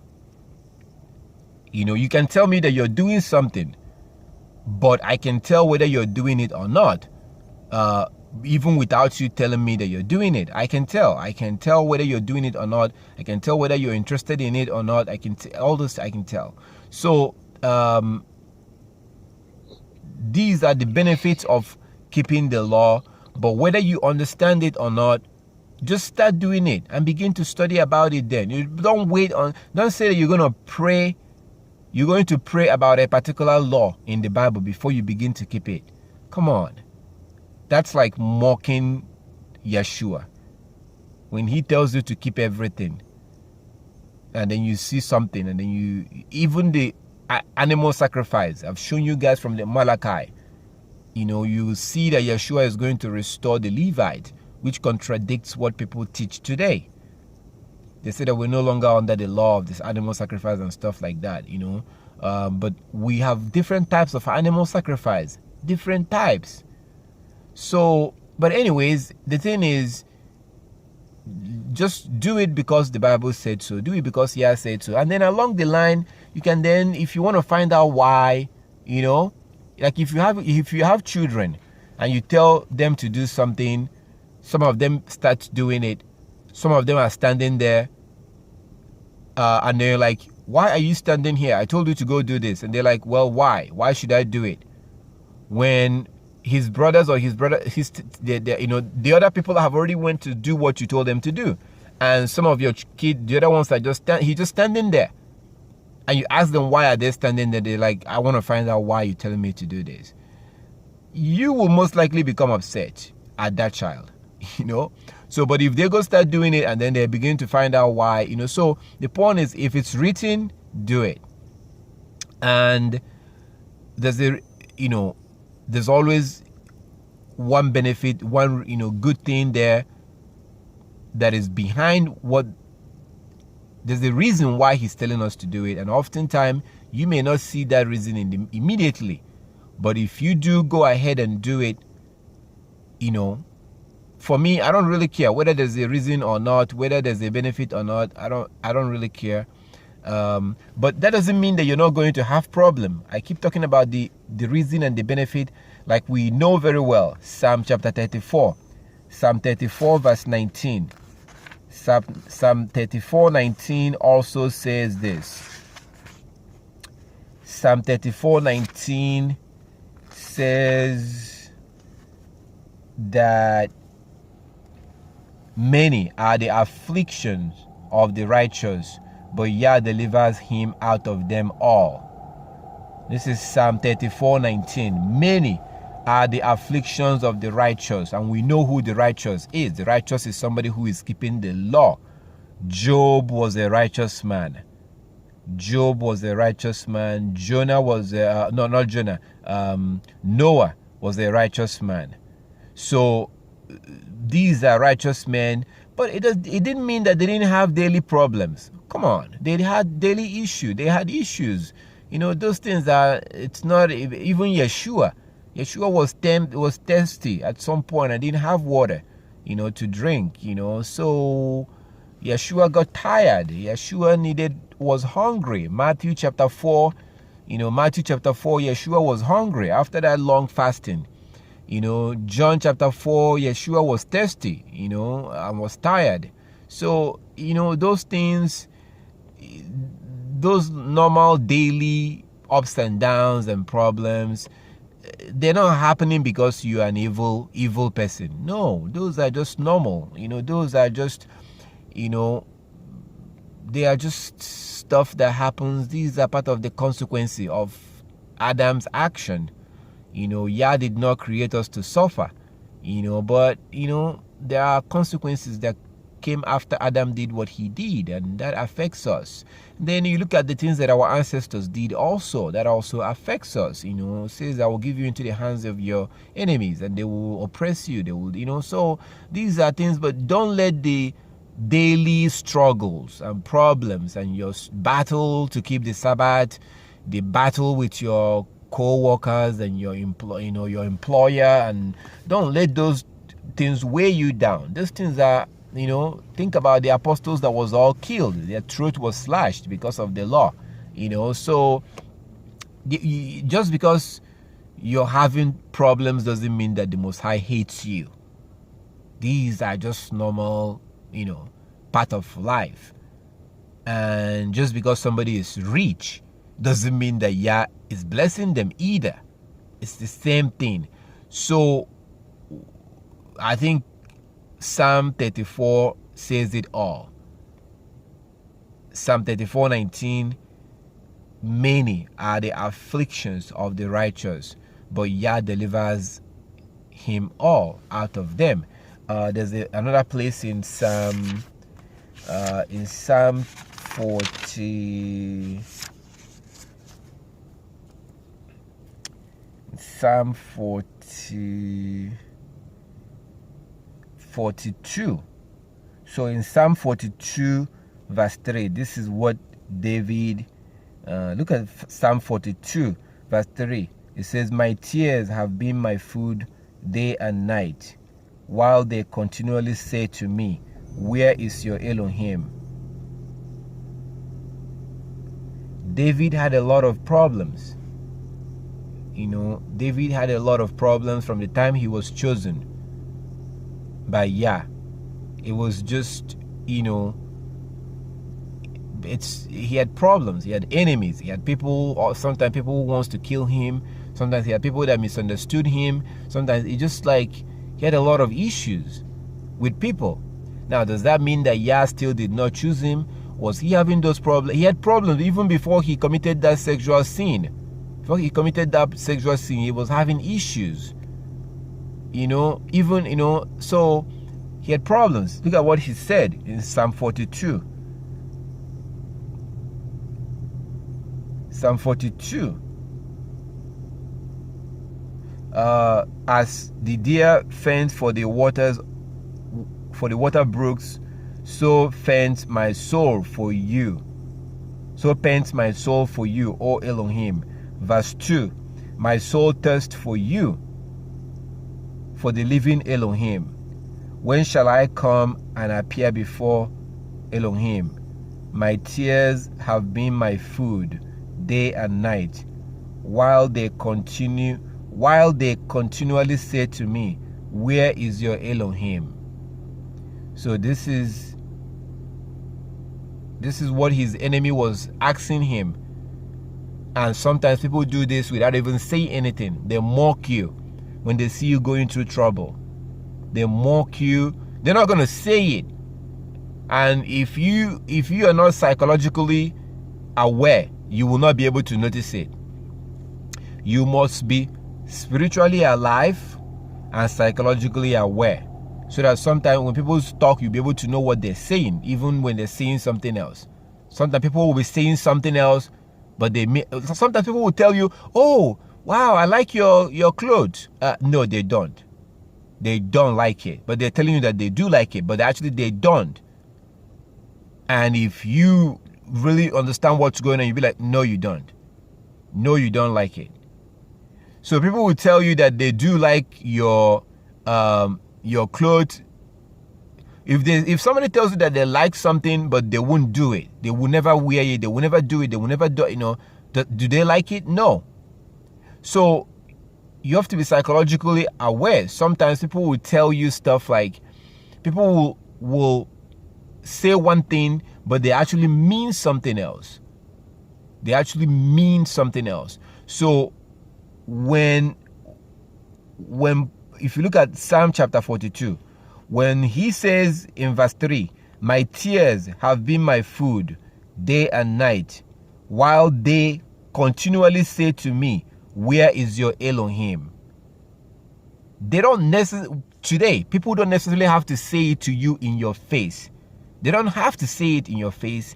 They will, the way they treat you. So let's say, for example, you are keeping the law and somebody is saying that you don't have to keep the law. They keep saying that and you're saying, no, we're supposed to keep the law. And they will then think that you're being self-righteous. That's what they will think. That you're trying to save yourself. Blah, blah, blah, blah, blah. All these things, that they'll begin to think all these things. So if something happens to you, let's say something happens and you have some need or something, you see, those people will begin to mock you psychologically. Well, if you're keeping the law, why can't God come and help you? If you're keeping the law and you are this and you're trying to keep the Sabbath, if you're so into the law and God approves of that, why isn't he giving you money? Why isn't he giving you stuff? Why is he... See, people, they're not going to say it. Sometimes some people will have the nerves to say it in your face, but the way they will be reacting to you, they may end up saying stuff like, they will say stuff like,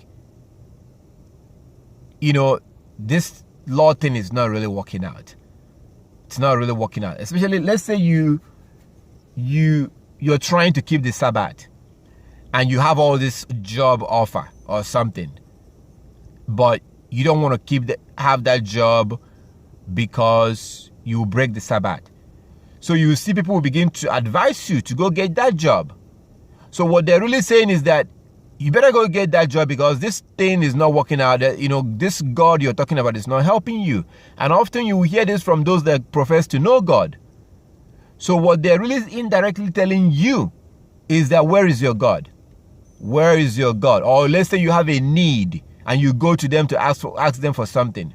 And they know you're keeping the law, and then you know you're keeping the Sabbath and all that. So when they make certain statements, they're not telling you in your face, where is your God? But indirectly, they are actually asking you indirectly. So that's kind of what David was talking about here in Psalm chapter 2, Psalm chapter 2, verse Psalm chapter 42, verse 3. So even David, a man that was chosen by Yah when he was very young, even David had problems. Even David had Saul chasing him around to kill him and things like, I mean, he had issues, as you saw in his own words, that tears, Psalm 42 verse 3, my tears have been my food day and night, while they continually say to me, where is your Elohim? So again, you go to Psalm 34 verse 19, many are the afflictions of the righteous. So just because you're going through these things doesn't mean that God doesn't exist, or that God, no, that's a childish way of looking at things. Look at the prayer that we pray. Give us this day our daily bread. So Yah doesn't promise us like what the world promises us. You serve Satan you serve all this, and you don't keep the Sabbath for so and so years and work in this corporation and do all this, then you're good with your retirement. You get a retirement. Even till today, a lot of Americans are moving to Costa Rica, moving to South America, because their retirement is not enough for them to survive. They can't live off of their retirement. Now you see elderly people going to get a job in their 70s and 60s, going to get a work because the retirement is not enough for them. You see they lie. So they gave you the impression that, you know, you work hard and do all this, and then you retire, and then people are retiring today, and then they're finding out they have to get another job, you know, even in their old age, or they have to leave the country and go to another country where the cost of living is much cheaper, because they can't survive with that retirement. But they wasted 30 years, 20, 25 years of their life working, and within they can't keep the Sabbath. If you tell them about the Sabbath when they were doing that job, they won't be able to keep it. So you see the lies of Satan. So I mean, you finally get that retirement. It's not enough. You can live off of that. It's not enough. So a wise person will not go that route. You need to go a route of self-sufficient, a route of starting your own business, doing your own thing, so that you don't have to depend on anyone. You depend on your God. So just because you're having problems doesn't mean that you are evil and that God hates you. At the same time, same way, just because somebody has money and has wealth doesn't mean that they are at peace with the Most High. No, think about that. It's not. No, it's not. So, and you look at the way we're supposed to live. Never you forget 1 Timothy chapter 6, verse 6 to verse 10. 1 Timothy 6, 6 to 10. 1 Timothy chapter 6, verse 6 to verse 10 tells us if you have clothes, if you have some clothes on you and roof over your head and food, if you have just basic things, that's all you need. So don't think that first there's benefits in keeping the law, for sure, which you're not going to see it until you start. Until you start, then you begin to see it. So that's the reason why people will look at you and the law. They think you're crazy because they're like, what are you gaining from there? Which is very interesting. Let's close with that Malachi chapter 3. You see people saying the same thing in Malachi chapter 3. Malachi chapter 3, you actually see people saying that. Malachi chapter 3,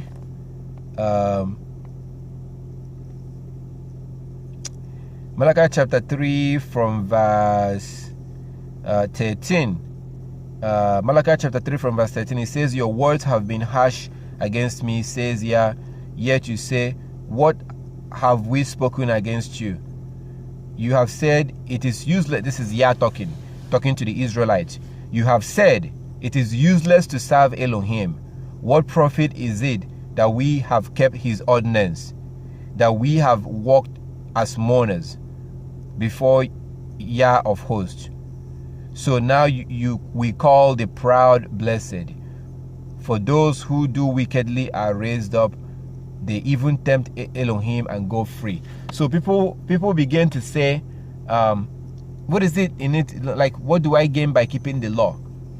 And if you start from that verse 13 and read all the way to the end, verse 13 to verse 18, then you will see, there are some people who are saying that there is nothing to gain in keeping the law. But then there are people that say, no, we're going to keep the law because we fear Yah. And they are the ones that Yah will spare when his judgment and his wrath, that dreadful day begins. He will spare them.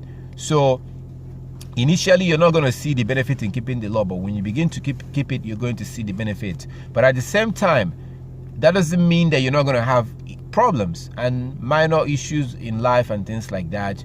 You just have to use wisdom. You just have to use wisdom, like Abraham. Look at Abraham.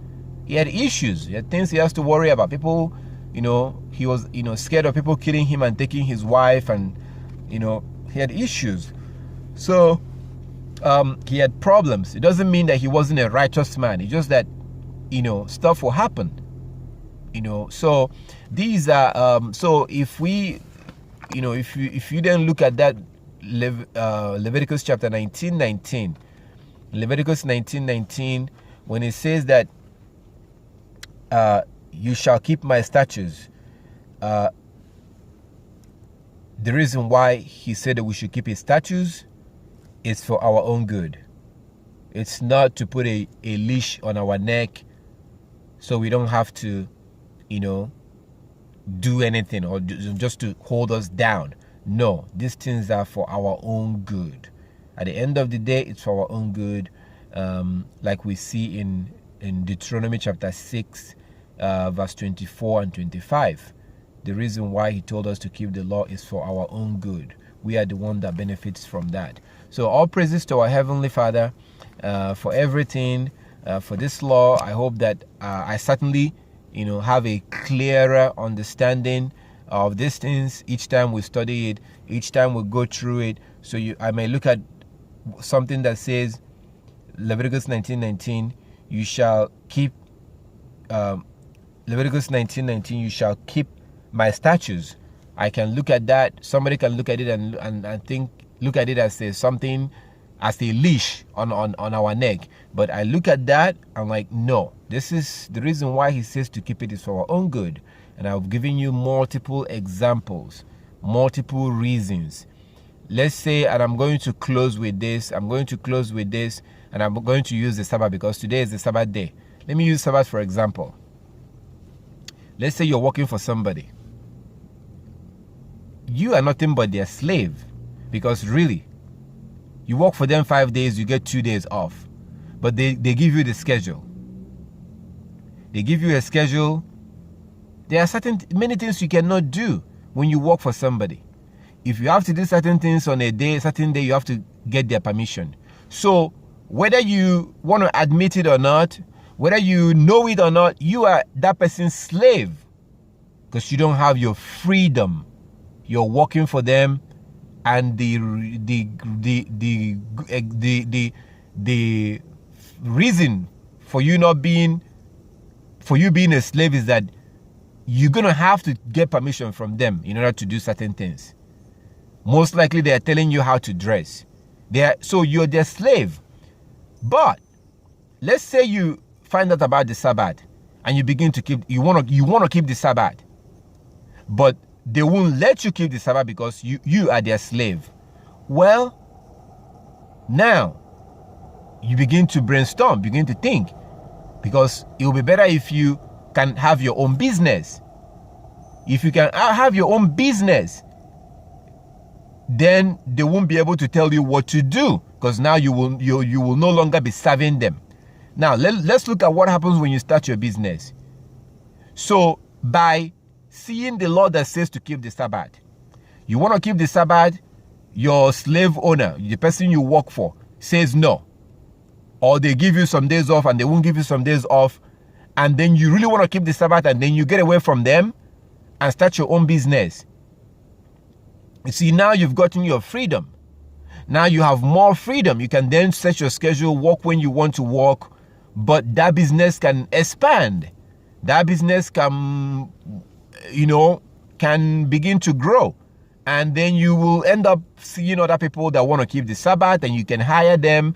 And then, you see, so but initially you're not going to see these things. Initially, you will not see these things initially. You're not going to see the benefits. But when you then go through that route, you begin to see the benefits. Maybe this will help a brother or a sister. I know of a sister that, when they found out about the Sabbath, she thought about starting a gardening business, which is a fantastic idea. Why?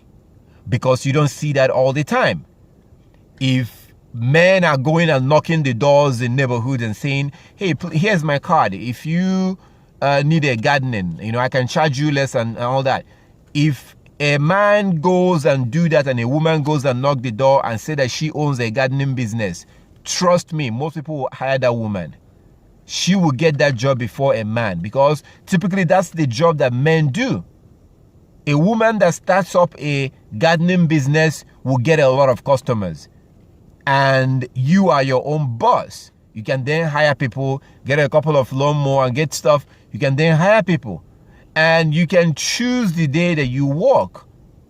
So something like that, then you get your freedom. And, so that's something that somebody was thinking about. But again, why am I saying this? I'm saying this because initially, when you see a law, Leviticus 19:19 is a very good example. You shall keep my statutes. And then it goes on to talk about other laws.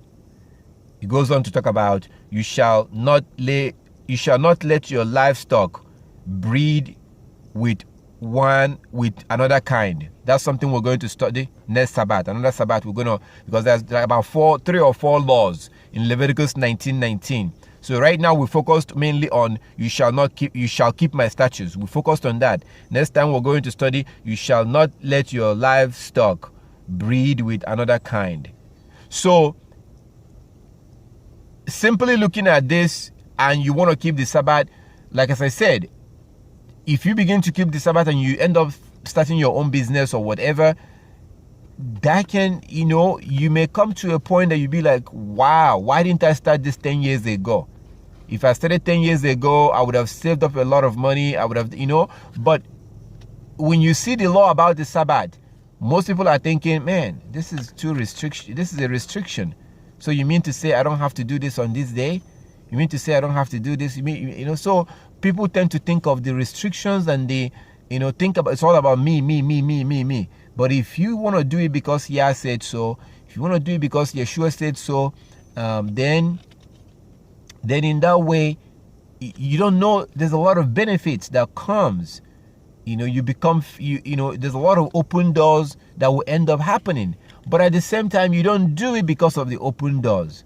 Because so I have to balance. I don't want you to run off and begin to do stuff just because you can. Then that's selfishness. Yah will not recognize what you're doing. Because you're just being selfish. You're being an opportunist. But if you're doing it because you love Yah, no matter what, whether it's good, whether it's bad, come rain, come shine, like you see the apostles. They were traveling in the rain, traveling in the heavy sunlight, sun. They went through all this suffering to spread the gospel, the true gospel. So, because if you're doing it because of the benefits, then when the going gets tough, then you will quit. So that's why you have to also understand that the righteous, according to Psalm 34:19, the righteous, many are also the afflictions of the righteous. Like, look at Job. Look at Job. He went from having a lot of stuff and being, not needing anything to be needing something. Does it mean that Job was a wicked man? No. He was tested. He was tested and he passed the test. So along the line in this journey, the Most High will test you. He will test you with you being faced with are you going to keep the law or not? He will test you with the Sabbath. He will test you like Job, like the Most High test people to see what you will do. So if you that's why when the prayer that we pray, lead us not into temptation, but deliver us from the evil one. We literally pray this prayer every day. Lead us not into temptation. Yah will test you. And when he tests us, it's not pretty. It's not pretty at all. It's not pretty. It's uncomfortable. Very uncomfortable. Very, very, doesn't feel good when we're tested, So that doesn't mean that you are like Job. Was Job an evil man? No. So we have to balance it out and understand that, yes, if we begin to keep the law, there's the benefits that come. Yah will spare us and protect us when he begins to punish the world. He will spare us. At the same time, there are other little benefits that comes. But at the same time, there will also be temptation. We'll be tested. Sometimes you may not have enough food to eat. Doesn't mean that you're evil. No. So all glory to our Heavenly Father for this. I give him all the glory and I thank him for today, for this Sabbath day, for everything, for the understanding and for wisdom and for the knowledge and for opening our eyes, to see these things and see this truth. I really give him all the glory and all the honor. I thank him for opening our eyes and for the life that he gave us. We're still here. I hope that he will grant us many more years and many more time as we go in this journey. I hope that he will keep us all, that none of us will stray away. Even if you don't join this group, I still pray and hope that wherever you are, that you keep the Sabbath. Wherever you are, I don't care. Even if you're not able to join in, while we are on right now, there's a brother that sent me something. He used to join us, but he doesn't join. But I don't know what he sent me, but I'm gonna check it out. He knows when the Sabbath day is. He knows. So once in a while he will call me, but he doesn't join. He used to join, but he stopped. So the thing is, I don't really care much. It will be good if you join in and follow. If like as I always say, the more I see you, seeing you give me strength. That's why it says in Hebrews chapter 3:31 to edify one another daily. So seeing you that you're still in this journey, there's a kind of strength that I get. Above all, my strength comes from Yah. But Yah wants us to also, that's why you see in Acts chapter 2 from verse 44, you see that the apostles, they all stuck together. They always together, either together in the temple every day, and then they will go to hang out in their homes, and so they're always, because when you're together, you tend to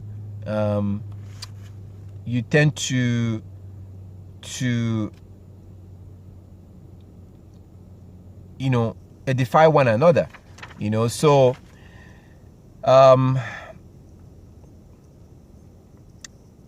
so if you're not able to make it here, if you're not able to join in, I don't really seeing you is good. As you see me, it's good. We all edify one another, but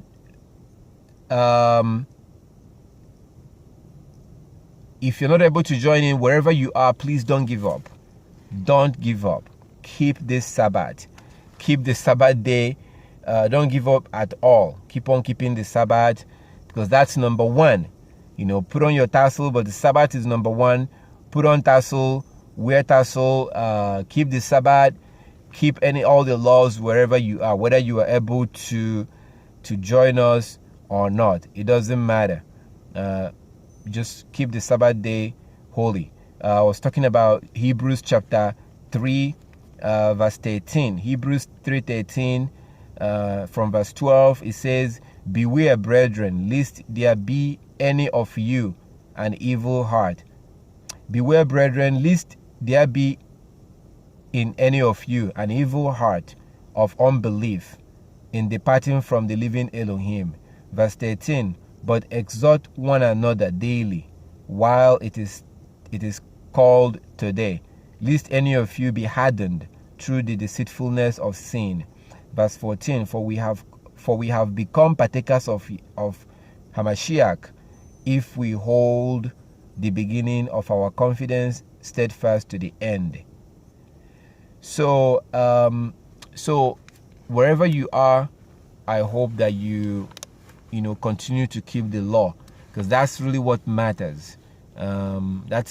That's what matters. That's like you used to. If you have nobody to keep the Sabbath with and you're keeping it by yourself, you're not going to go to hell. You will not go to hell. So fellowshipping with people is secondary. The most important thing is keeping the law. So I give Yah all the glory, and I pray that He will give us the strength to continue in this journey, because sometimes being a journey on a rough road, on a narrow road, like Yeshua said in Matthew 7:13 and 14, a narrow road is not smooth. It's narrow, it's not smooth, it's not easy to travel on. Broad way, it's smooth and straightforward. A lot of people want to travel on that because it's easy. The narrow road that leads to life, it's not easy. So I'll pray, I'll hope in Yeshua's name that Yah will strengthen us all to continue in this journey until Yeshua returns, or until the end of our life, because that's pretty much the two period. It's either Yeshua returns any moment or we pass away any moment. That will be the end. Either He returns or we pass away. So we have to hold on, like it says here in Hebrews chapter 3 from verse 12. We have to hold on to the end. So I thank you for everything, and I thank you, brothers and sisters, for it's nice fellowshipping with you today, and sharing the word of Yah with you.